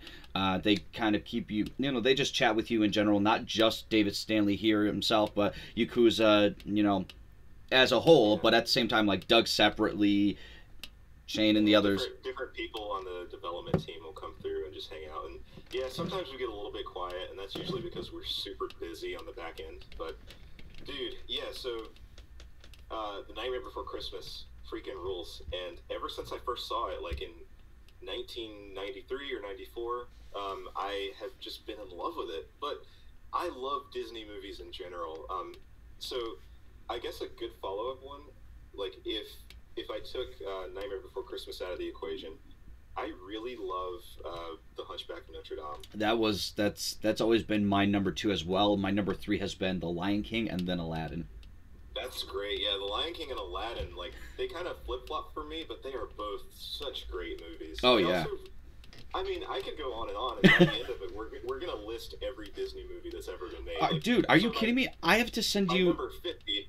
I have to send you the link to my girlfriend's YouTube channel if you're ever interested, because me and her, whenever she has time off from work, because you know she works 1 week where she's aiding the elderly / disabled, and then she has a week off. Okay, great. So when she has that time off, me and her sit down on her channel. We discuss anything Disney. I love like that. She loves Disney to a T. Like she's hardcore Disney. I'm in the middle, and yeah, you did mention to me in a private chat that you were helping her with something the other night for her channel, and you had to dress up. Yeah, I did that on this channel as well. Okay. Because the first night I wanted to try out the outfit, and so like I shaved my face. I had just the mustache, and I dressed up like 1920s, 1930s-esque Walt Disney style. And I was sitting there playing Kingdom Hearts 3 as like a young Walt Disney. Perfect. Oh man, he would love to see that. It's crazy how Disney has grown. Like I never would have expected Kingdom Hearts to be made. Like as a premise, it just always sounded goofy, for lack of a better word. Yeah, right. But it completely works, you know? Oh, yeah. And it all started from an accidental elevator ride between Tetsuya Nomura and a Disney executive. Really? Yep. I didn't know that. The concept alone, because he had this idea of, like, Sora and how he wanted to look, but he was like, you know what go great with this? Mickey Mouse, Donald Duck, and then he actually stumbled across a Disney executive in an elevator, and he just pitched the idea. Just, hey, this is what I thought. If you guys want to take a look at it, here's everything you need to know. And you could say yes or no to it. And the Disney executives were like, this doesn't seem like a bad idea, but we don't like your Sora design. You might want to change that up. And instead of like the original weapon that you had for him, that needs to go. Because it was like this weird, like chainsaw blade looking sword almost. Kind of gruesome looking. Yeah. Maybe? So they were like, that has to go. Wow. So that's why they turned them into keyblades that don't really look like they could saw through anything. Right? Like, I every time I think of the concept of the keyblade, it's like, what am I going to do? Bludgeon them to death? Seriously, it's like just a lead pipe. Pretty much. That looks really cool. Wow, so an actual, like, legit elevator pitch. You always hear about them, but yeah, it doesn't seem like it really happens that often. Ooh, that's cool, man. Chris got a good one for Skelattack. Okay. So he's like, what are the current systems current system requirements for Skelattack? Because he wants to download the demo, but he's a little bit afraid of like it may crash his computer or something. Yeah, that's completely understandable. The requirements are actually really low because I developed this on a super low-end laptop with only like 4 gigs of RAM, and Skelattack doesn't even require anything close to that. It's just a simple 2D action extravaganza, and it's not gonna require anything much from your computer. I've seen people play it on some pretty low-end devices, so pretty much whatever you've got, I think you should be good. Yeah, feel free to check it out. It always bugs me, like, I love game development and I love how people are pushing the field, but it always bugs me how shut off from it I am because I don't have money to spend on high-end computers. Right. I just don't have it, so a lot of stuff that comes out on Steam, I'm just like, dude, if I can't play this. I can't do it. Right. Like, I'm not gonna play this at 15 frames per second. No. So that's why I kind of like lean more towards consoles, because I know it's always gonna play well. Also, guys, if you are interested, because usually I don't pitch this, but in this case, for Mr. Dave here, I'm totally going to pitch it. Guys, so outside of work and waiting for this development to end for Skelattack, Dave is, for lack of a better word, sometimes in a bit of a bind. So he's looking for extra work, like commissions for drawing, things like that. So if you guys got passion projects that you want to see for like whatever. He'll set you up prices if you guys want to just donate to his Patreon. He'll be more than happy to send the link, and I can send it in my Discord. You know. And completely, like, I mean, I feel weird sitting here while you say it, but I mean, it's gotten me through some tough times, just like having people commission me for stuff, whether it's animations for a game they're working on or a logo for their YouTube or Twitch channel, whatever. Dude, trust me, like, from one person to another, I have been on that deep end, so it kind of sucks when you're sitting there, because I know we're very prideful people, where it's like, you don't want to ask, you want to see if you could do this by yourself. Definitely. You're like pulling the words out of my mind right now, dude. Like, that's exactly how I feel. But I guess it comes down to stubbornness too, because we're like, I could do it myself, and it's like, I can't do this myself. Exactly. So, yeah, guys, usually I don't ask or anything. Like, if you guys want to, you guys can either donate to me, donate to his Patreon. We'll provide a link in the Discord. Or just, ask the guy. He's on Facebook. He's on Twitter. He's on Discord. There's multiple ways to get a hold of him. If you guys want passion projects, drawings, you name it, talk to him. He'll give you a decent commission price. I mean, when people ask me, hey, how much is it for your channel logo and banner, I'm like, oh, 70. He's like, whoa, that's too pricey. It's like, nope, you gotta understand, it's time, effort, love, and helping him out on that end. So to me, $70 seems steep, but it's understandable. That could be some groceries for a couple days at least. Yeah, for sure. And it's not always going to be like a $70 fee for whatever. It's you want something that can be printed for merch. You want something that's unique to you. Like, you're the one person out of billions of people who's going to own this art. Oh yeah. By the time it's done. So, yeah, some things are a bit more pricey than others, but I try to run a full range from like $5 all the way up to whatever people need. And I love running commissions. Like, I'll never be one to really ask, like, hey, just donate, give me the money. Yeah. I'm always like, if you really want to give me the money, you can, but I'm also down to like make art for people. Is he in the United States too? Yes, Belle. He is in the United States too. He's in North Carolina. Carolina. She's Nova Scotia. So. Oh, interesting. Man, people who live in the U.S. are usually like, you live in the South, and I'm like, yeah. Like, you don't sound Southern at all. And I'm like, I know, and I'm very happy about that fact. Are you kidding me? It's funny because I came from the North and I'm now Midwest, and people are like, when I talk to them, they're like, dude, your voice sounds different. I'm like, what are you talking about? To me, it sounds the same. And they're like, no, your dialect has changed. I'm like, the hell? It gets you. Yeah, it does. Because it's... My parents, like... Oh, go ahead. Oh, no, after you.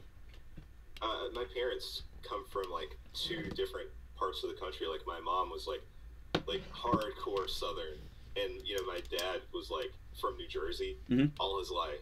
So when they got together and I'm growing up around them, I used to be really, really Southern when I was young, like in my voice. But yeah, as I got older, it was just like, I guess my mind just kind of took bits and pieces from both of their dialects, and it kind of made like this default voice across the board where it sounds like I could be from like anywhere, I guess, like in the country. It'd be sounding weird for you to have like the Southern Jersey accent though, like like it just really why don't you forget about it? Come on. Seriously, it's like, how would that work? It sounds so gross. I don't even want to try it for a joke. I don't even want to attempt it. Yeah. Devonte asks, hey, do you play any instruments? I play guitar. Really? Acoustic? Yeah. I play acoustic and electric. Nice. Like, to be honest, I've like dropped off on it because, Skelattack and art in general has kind of taken the forefront of my life. Right. But when I was 15, my parents got me my first guitar. It was a cheap acoustic, and I loved classic rock and some of the more modern weird stuff. But yeah, I really wanted to play like Led Zeppelin songs, and because my dad, he just freaking like that was his Yeah. entire childhood. Was like Queen, David Bowie, Elton John, Led Zeppelin. The list goes on. Are you? Yeah, All no, of these, I feel you because even my parents were the same way. We're like Led Zeppelin, Creedence Clearwater Revival, you know, Janis yeah, Joplin, all that jazz. right. Like his whole childhood was just full of these like Amazing artists. masterminds of music. Yeah. So I grew up loving all of his music and not having much of my own for some reason. So yeah, I showed interest in guitar. My dad drummed when he had his own band when he was like 17. Nice. So he was really like, if you're into music, I mean, I'll set you up, my dude. So I gosh, I spent a couple of years through my early 20s playing in metal bands. I love metal. God, I still do. I bet you're like one of those type of people who's just sitting there with a guitar and just slowly playing some Tool or something like. It was crazy, just like playing loud and fast and just like getting dirty with breakdowns. And everyone's just like, oh, man.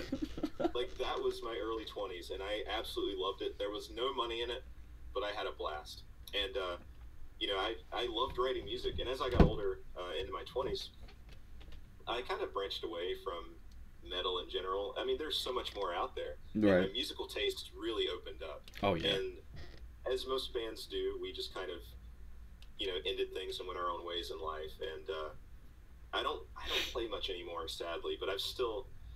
It's weird how much Guitar Hero I play compared to real guitar nowadays, because I'm just like, I don't know, I'm busy. But yeah, it's like sitting over there in the corner. I got my amp and everything. Wow. Devontae asked that? Yes, because the reason Devontae asked was because Devontae here plays piano, and he is very cool, very skilled at it too. Man, piano is one of my favorite instruments that I have no idea how to play, and I wish I did.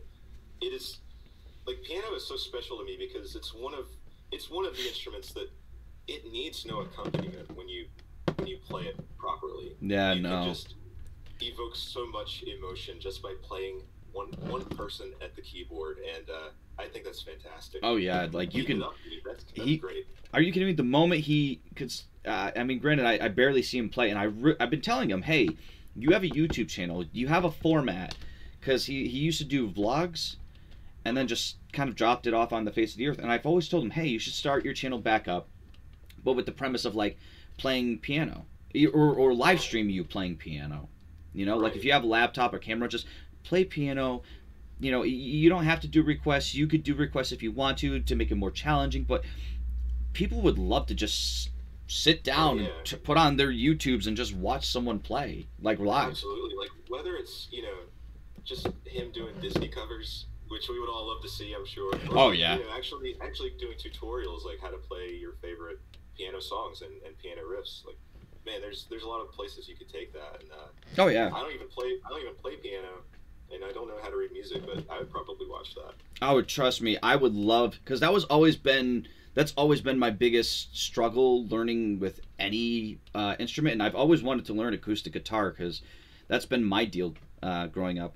I'm 31, and I'm like, I've told even my fiance, I'm like, I want to play guitar.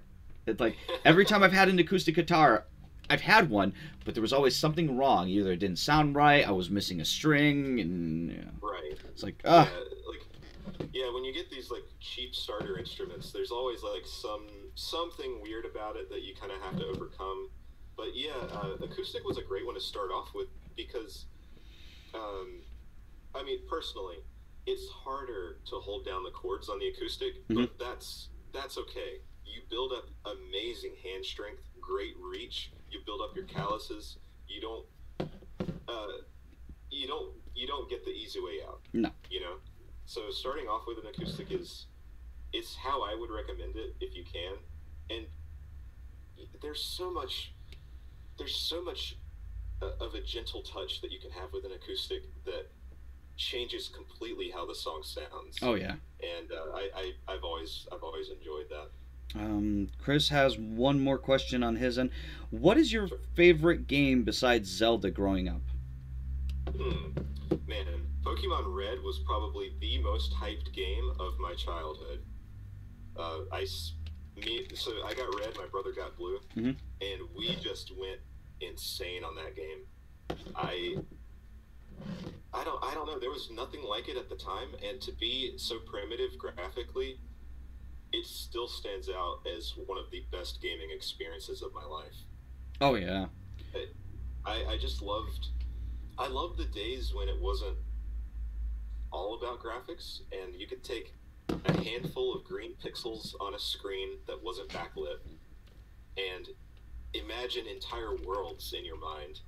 And Are you kidding? Red and blue did that for me in a great way. Before graphics got this good now, I mean, you remember the console wars, the bit era and all that. People nowadays, I try to explain to them that, and no one really believes me. Like a weird, like a Mandela effect almost, where it's like those never happened. It's like it didn't actually happen. Like, no, dude, it did. Like, it did. You remember the ad like that Sega put out, where it was like Sega does what Nintendo don't. Yeah. Like everything back then was so edgy, and every little bit that you could.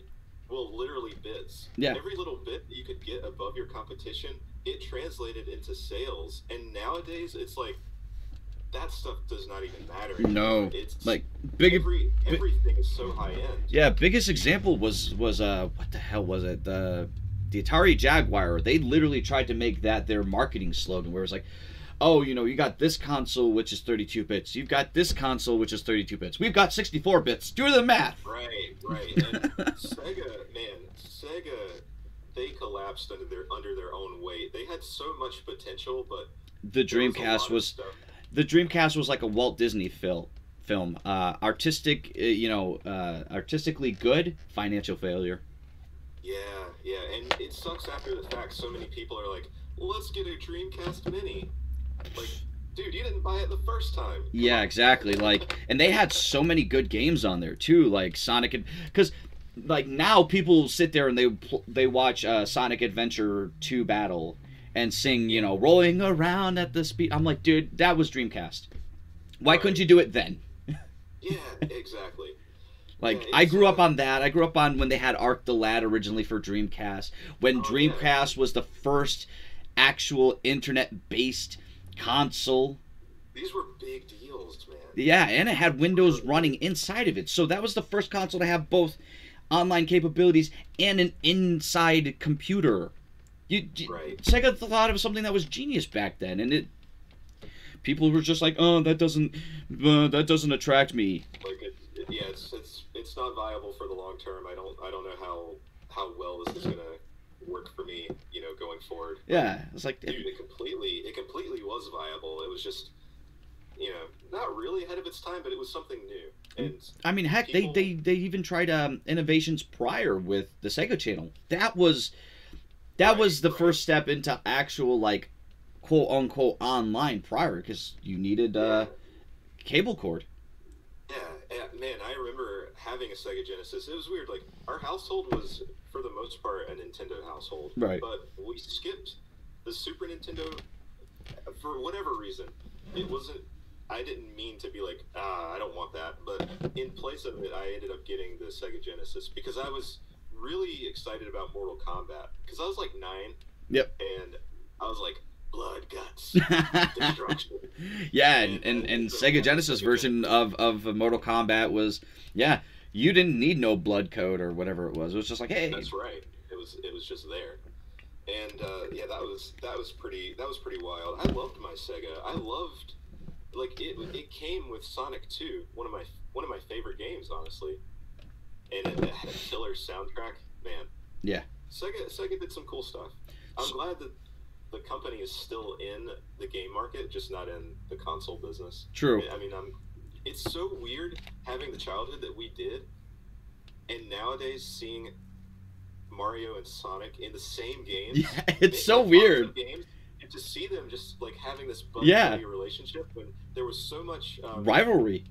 I don't know if it was like fake animosity, but like real rivalry. Yeah. Between the two companies for a long time. It was a huge rivalry, so much so that even outside of like Sonic and Mario games, like even like Nintendo was just taking a pure crack at Sega, where it was like what was it, Donkey Kong. They had like Earthworm Oh, Jim's Blaster, Sonic's shoes. And it was just like, yeah. oof, you're taking real pot shots there. Yeah, like let's take it easy, guys. You know, it was a crazy time. It was a crazy time to be a consumer. Everyone that you saw had the answer to your console problems, but now it's just like I don't know. I love what gaming has become, but some of it kind of gets me down. You know, like trends, the trends that take over, even if it's for a couple of years or for a couple of months, like battle royale. Yeah. I dig a good battle royale game, but I don't know. It's like I hate how it becomes like battle royale equals money. Yeah, no, they're and I that's the one thing I don't get is I love how one company says or PUBG says, "Oh, we are the innovators of battle royale," which legally and realistically they're not. Minecraft was because a bunch of coders wanted to create their own Hunger Games in Minecraft. I remember seeing YouTube videos of the Hunger Game deathmatch stuff on through Minecraft. Yeah. And I thought it was super cool at the time. So it was like I never thought an entire industry could be built around that, but yeah. Apparently it could. So that's why I was like, you know, it's funny how they were bragging about like, oh, you know, you're copying our format. It's like you're technically copying someone else's format. Yeah, like you know, like you see how safe a lot of the new games are that get released, and I'm not talking down about the entire AAA industry because there is some really cool risk takers out there. Oh yeah. You see the safety that is attached to a lot of these games where it's like, I don't know, like FIFA 213 and like, well, I mean, you know, the sports genre, there's not really much innovation you can do there, but you know, the same shooters coming out, the same battle royale things coming out month after month, dude. And it's like, I remember days in my youth where it was like, all right, guys, we've got like a talking earthworm running around in a spacesuit shooting at cows on another planet. Yep. And it went on to be an absolute smash hit. It got its own cartoon show. Are you kidding me? It had its own merch. There are two games I can tell people right now they wouldn't have a flipping clue, but maybe you would. Maybe on one of them. Rocket Knight Adventures for the Sega Genesis, where you play the Sparks. So that was he had like a blue and gold. Yeah, like a little armor thing. He was like a little possum and with a sword. Yeah. So I remember seeing ads for it in like Game Pro or Nintendo, not Nintendo Power, but the magazines at the time. I remember seeing ads for it. Never played it. I thought it looked pretty cool. It is a good game, so much so that it actually got a 2015 resurgence on the Xbox 360 and PS3 called. Wow, I didn't know. Yeah. It was just dubbed Rocket Knight, I guess. But yeah, now there's 3 games. There's Rocket Knight Adventures, Sparkster, and now this Rocket Knight Resurgence. That's cool. And the other one, not many people know, which I wish they actually recreated, was Awesome Possum Kicks Dr. Machino's Butt.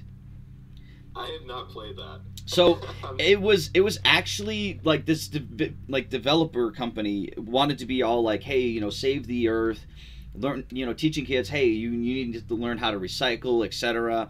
And you played as a possum named Awesome Possum, and you had to stop Dr. Machino and his band of little, you know, world-killing machines, and you had to, you know, recycle cans and put them in their place and defeat all the machines. It was not a bad concept. That's cool. Like, while you're talking about it, it reminds me of Captain Planet. Yeah, it pretty much was. And I was like, and they actually had, like, in between levels, they actually had these environment questions where it's like, oh, do you know how many trees it takes, or how many years does it take for a tree to grow, and how many, you know, like, how is age defined in a tree, or this or that? And I'm like, oh, cool. So if I get them correct, I get extra lives, and if not, well, they look down upon me. Like, you should have known. What a dummy. Pretty much like, oh, you should have known, Mr. Environment. Man, it was a rough time. Like, they were trying to teach us through entertainment, and for the most part, it worked. But there are just too many bad people out there. Yeah. And our environment still sucks. Yes, it does, unfortunately. But yeah, it was, there you go, Devontae, that's the name. It's Awesome Possum Kicks Dr. Machino's Butt. And it was literally the theme song, too. It was just, Awesome Possum Kicks Dr. Machino's Butt. I'm awesome.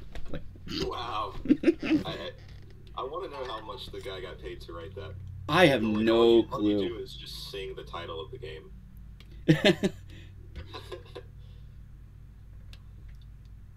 It sounds like they had a lot of fun making it, though. Like, you can say that you're kicking anybody's butt in the title of a game, right? It sounds like a fun development project to be on. Yeah, there you go. Skelattack 2, kick some butt. Extra butt kicking. Right now with 30% more butt kicking. Seriously, I can hear it now. Yeah, we'll see. If we ever get to the point where a sequel could be made, I don't know if I'd really want to do a sequel, but if I ever get to the point where sales were good enough that I could, that's cool by itself. Are you kidding me? If there ever was potential for a sequel, I'd hop on that train. I'd be like, hey, I have the perfect idea on how, at least one of the characters would sound. I know you would hop in, no doubt, with like character designs and ideas. Character designs, ideas, at least voices to go with them, something to give them personality and life. Just yeah. So I don't know if you noticed in the current demo, but character that you speak to has like a little voice clip that goes along with it, but it's not saying any words. It's just a muttering, kind of something like on Banjo-Kazooie. Yeah. Where it would just be like, Whee! Yeah. Oh, that's a cute little bird. I don't know what they're saying, but was I that like you? The sound. What? Was that you doing the little mumble sound? So I did about half. I split them up with Shane. Yeah, he had this idea. He was like, he just hops on Discord randomly one night, and he's like, dude, I was thinking about Nintendo and why they are so charming, and I'm thinking about Banjo-Kazooie. And I think we should like do some little voice clips for our interactions. And I was like, "That's genius! Let's do it." And he was like, send me a list of how many characters we've got, and take the ones you want and give me the rest. And, right. I was like, "All right, let's go." So we took care of that in a night. That was fun. That does sound like fun. But yeah, I mean, if I had a voice for Barkster, it would literally just be like this wannabe, like, "Yeah, I'm so rich. I could buy your hat with my hat." God, I love it, dude. Yeah, I think it ends up helping with release in other countries that we don't have the characters speaking English specifically. But it's not that we couldn't. It's just like extra work to record everything in like 5 different languages. Yeah, especially when you don't have a lot of translators to help you along the way too. If the budget ended up being there, like for sure, that would be really cool to do. I mean, heck, yeah, I bet you dimes for dollar though. If you and your company actually ask, there'd probably be more than a lot of people would be like, hey, I'll be willing to help out with the whole story. It's like, as long as I'm credited or something. And it's like, yeah, exactly. It's kind of like we need like a 3-second or less utterance of sound that gives you a clue as to what this character sounds like. Mm-hmm. And you know what my dream would be? Mark Hamill in a 1.5 second character utterance, just like, I don't know, that clip right there. That's Mark Hamill. Like, I think it would be the coolest thing in the world and the funniest thing in the world to not only credit Mark Hamill in Skelattack, but to be credited for something that took like 2 seconds out of his day to accomplish. Right, it's like, thank you, Mr. Hamill. Here's your $5,000. Have a nice day. Seriously, I wish I had the 5,000 to even begin those negotiations. I would completely do it. I guess a good backup would be Billy West. Jesus. God, to get the voice of Philip J. Fry and so many others, that would be interesting. Yeah, I'm just like, Billy, please just do all the voices for all the characters. I'm gonna delete all of the stuff that we've done. Just redo all of it, Yeah, it's like, here's a nice severance pay. Just do all this. I just need you to make random sounds, even something as simple like Seriously.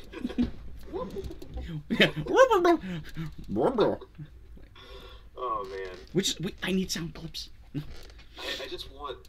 I want you to get sound clips of just Stimpy J Cat, just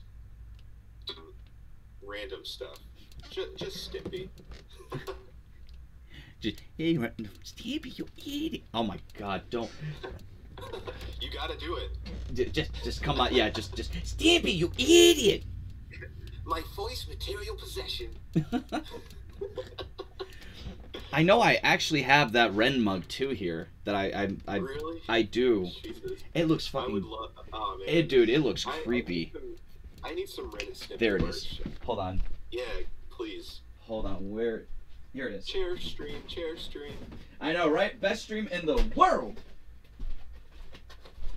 But yes, I actually have it. Still in the box. Still in the box. That is so cool.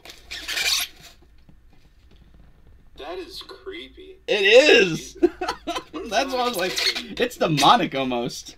You said creepy, and I was like, how bad could it be? That creepy. No, it was bad.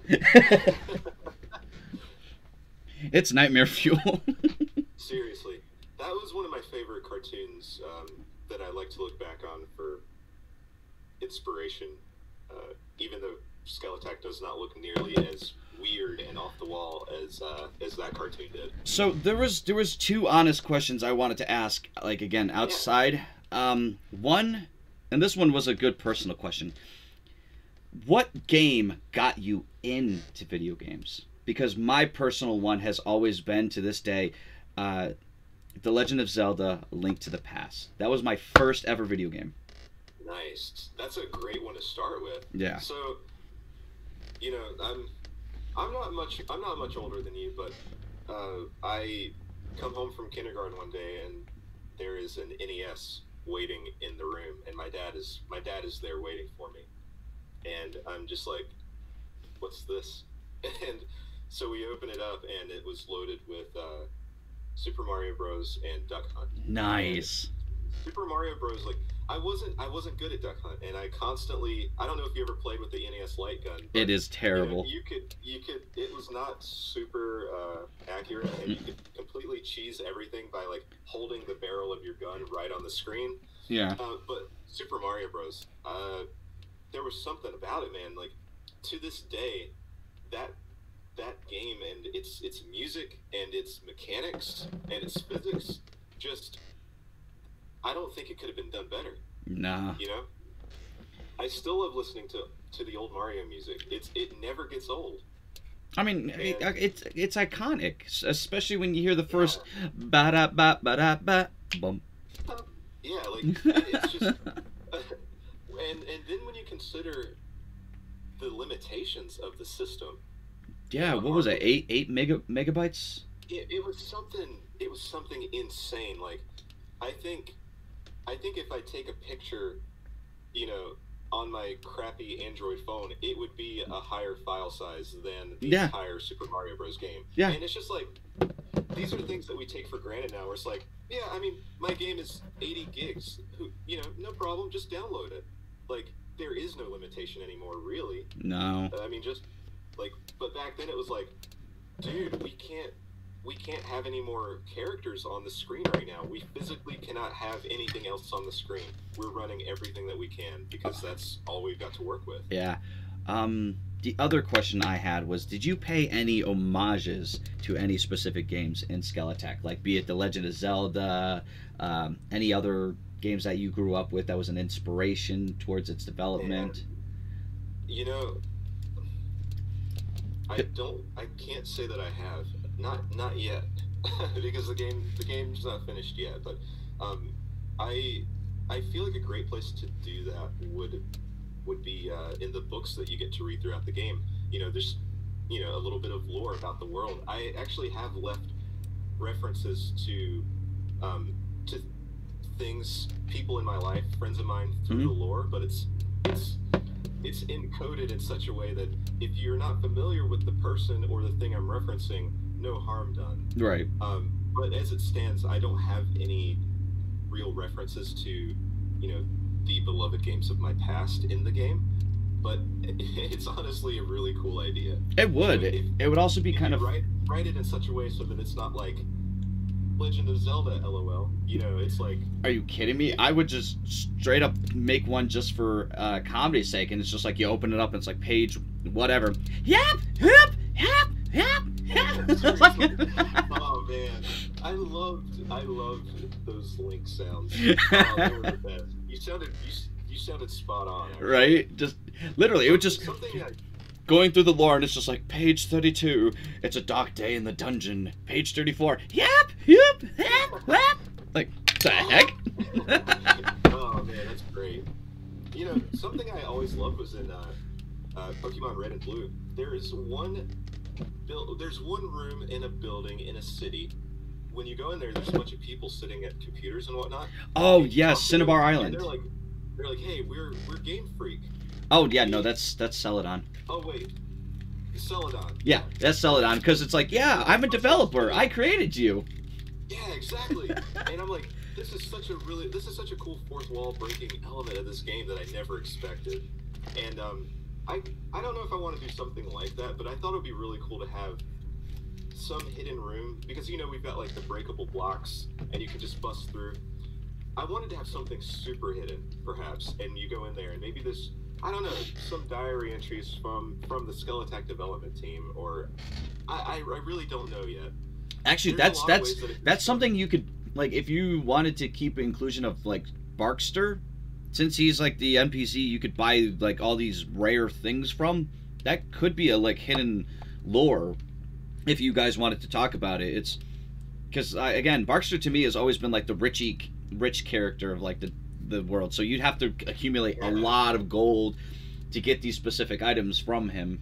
That would be cool. Like, how like, God, to go back to Pokemon again, I remember you get the bike for free. Yep. But when you're talking to the shopkeeper, it's like 9,999. Yeah. Like it's some crazy amount that you could never get. Yep. But it would be cool to actually have like an insane amount that you could achieve and like maybe buy some cool stuff from you could you could buy these little things from Barkster, and it's just like, some of it's like developer talk, and it's like the most expensive one. It's like, oh hey, this scripture is like, 999,999 gold. And it's like, you get there, it's like, hey, thanks for spending all that money.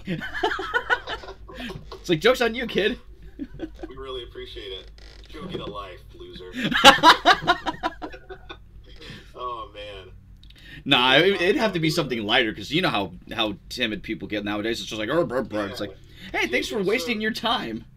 Oh man, so I think the worst I've been able to do in the game so far is the messages that come along when you read your death count inside the hub.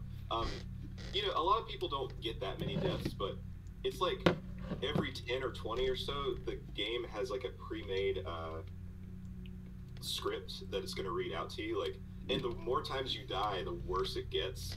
And it's just like, it'll be like, have you tried pressing the attack button, like stuff like that. Like, there's one later on where it's like, pro tip, when you're about to die, just don't. And the game progressively like makes more fun of you the more you die. Have you tried getting good, sir? Get good, scrub. Are you kidding me? We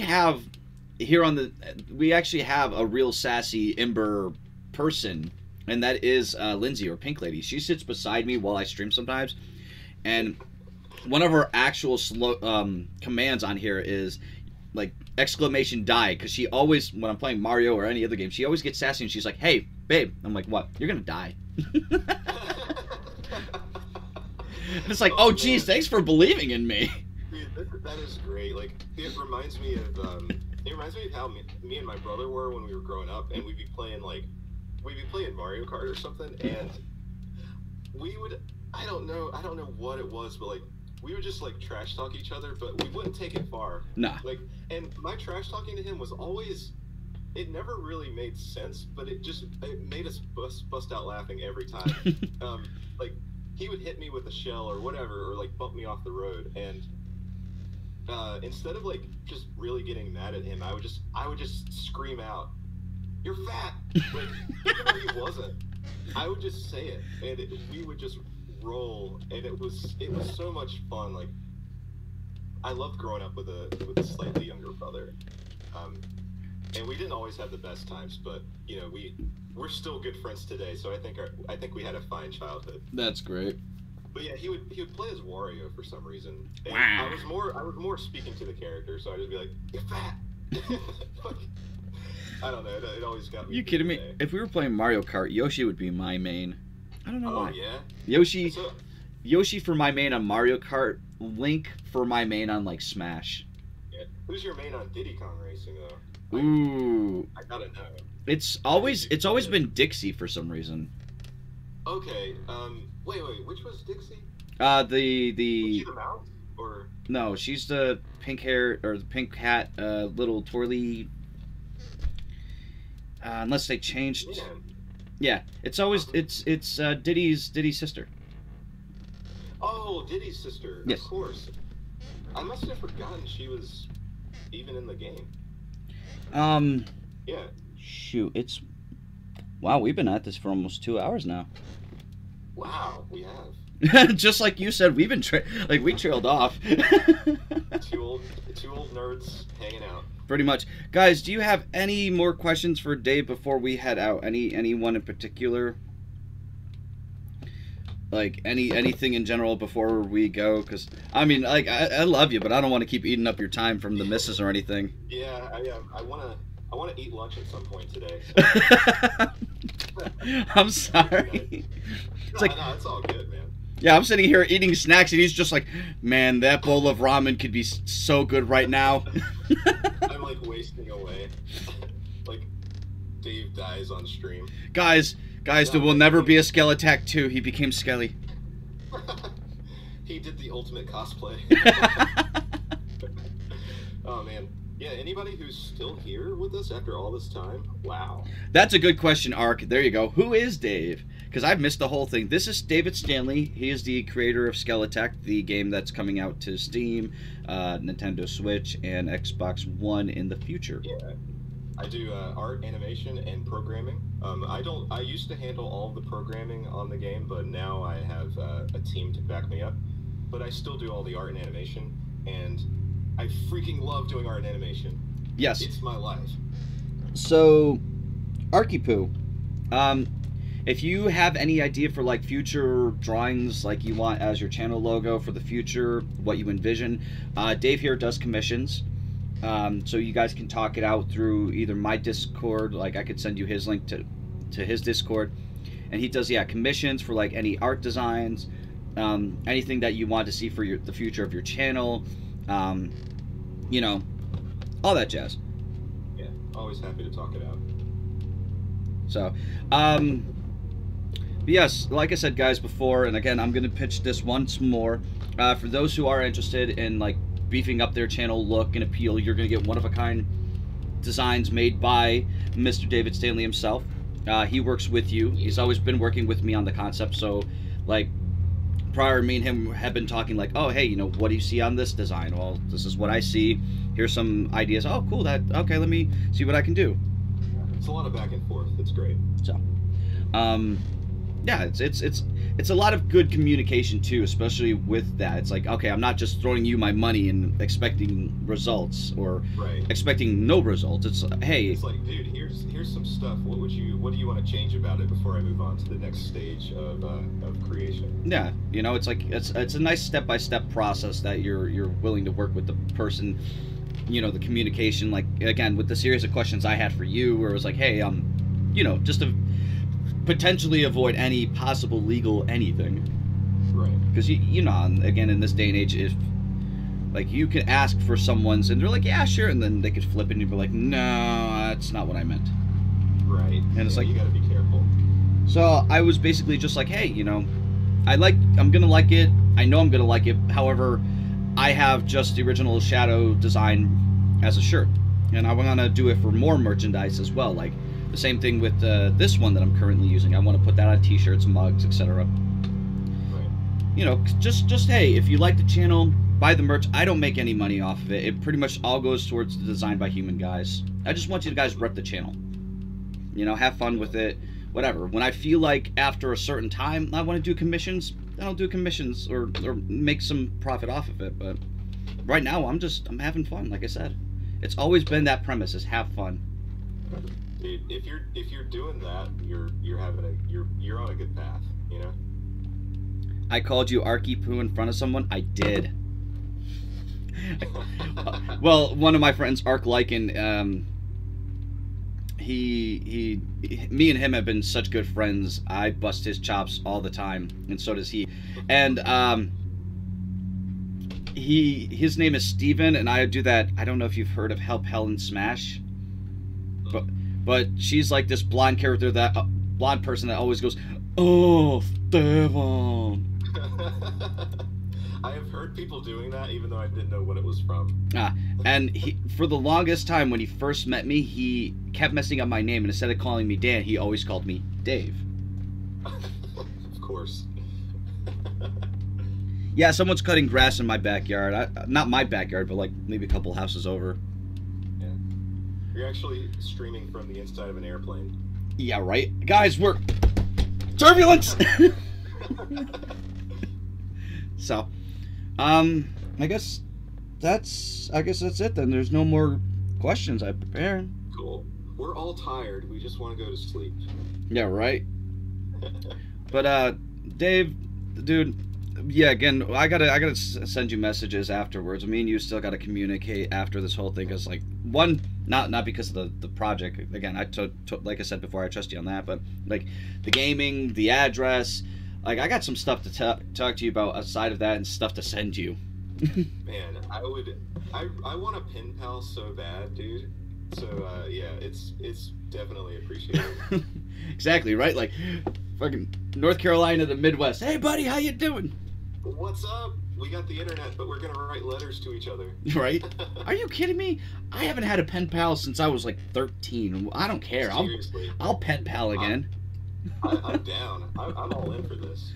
Yeah, man. Hit me up whenever it's a good time for you, and yeah, we'll get stuff settled. Awesome sauce. And guys, stay tuned to my channel later on if you guys are interested. Around it's 1:12 Central here, around 8 o'clock Central, so 9 Eastern Standard Time. My time. We're gonna be doing some more Super Mario Maker. Ooh, oh yeah, Super Mario Maker, dude. God. Are you kidding me? I spent all of last night between making that t-shirt project for my friend Albert that I showed you, yeah, and making him a Super Mario Maker level. So I've been creating a series called #StartOver with me and Lindsay, and it's for this guy Albert, who's been a good friend of ours. He's how me and her connected. Nice. And the reason I came out to Kansas in the first place was, you know, to be with her because of him. Like, you know. Okay. Which is great. Me and her have devilishly made these really tough and a-holy Mario Maker levels for him. Kaizo levels? Kind of, but the whole premise is, you know, you accidentally hit the start over button every time and try again. So. I love seeing streamers and YouTubers accidentally starting over but not realizing it. There's like, oh, okay, I know what to do this time. And then they're like at the beginning, like, no. Yeah, because they think the same way we all do. It's like, oh, I hit the checkpoint. Let me just restart, and I'll restart from the checkpoint. Yeah. And it's like, man. Nope. For all the cool stuff that Mario Maker 2 is going to have, I hope that's something that Nintendo has addressed, so that you don't accidentally start over. That has been the hugest complaint is slopes and the checkpoint restart. Yeah. So have you seen the troll Mario Maker levels where it cycles you back through to checkpoint 1? Yep. Like the Carl Sagan ones. Oh god. I love watching Carl Sagan 42 ones where it's just like everybody messes with him. Yes, and he knows they're going to, and that's what makes the level so good, because when someone knows you're going to troll them, you have to really be a master of trolling. Exactly, because he knows right off the bat you're going to troll him. He just doesn't know how. Yeah. I'm not much for playing troll levels myself. Like I've got kind of a I'm just like, all right, next. I'm out. Um, I'm trying to get better at that, but I'm playing the 3DS version, which is it's a bit crippled compared to the Wii U version, but still a ton of content. I've been playing it for years, and I'm still finding new levels all the time, and they didn't even bring over every level that they could. So, all right, well, I guess I'll let you finish it up, or else we're gonna talk all day. I know, right? All right, guys, but yep, that's it on my end, and that's it on David Stanley's end. Again, if you guys are interested in hitting him up for any artistic stuff, questions about Skelattack, anything in particular, let me know in the Discord. I will gladly send you his Discord link so you can personally talk to him. And we got the free demo up, and I welcome everybody to play it. Yep. It's a rage-worthy platform and good time. So if you guys are interested, it's on Steam right now. The demo is live on Steam. It's on GameJolt. Yep. And Skelattack.com. If you guys are interested in all that. And last but not least, if you guys want to donate to Dave for just about anything, even just to say, hey, I like who you are, here's a few bucks to help you, get a little bit more forward.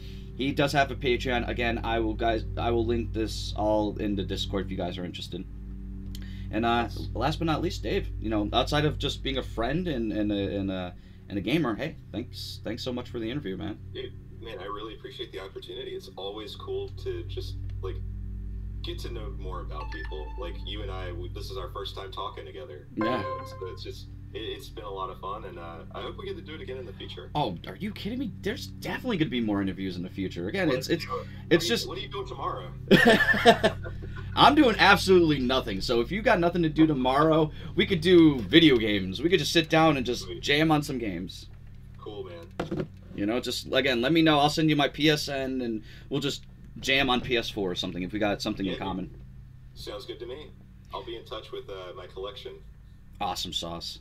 All right, guys. Love y'all. And hold on, let me hit the escape bar so I can get the OBS.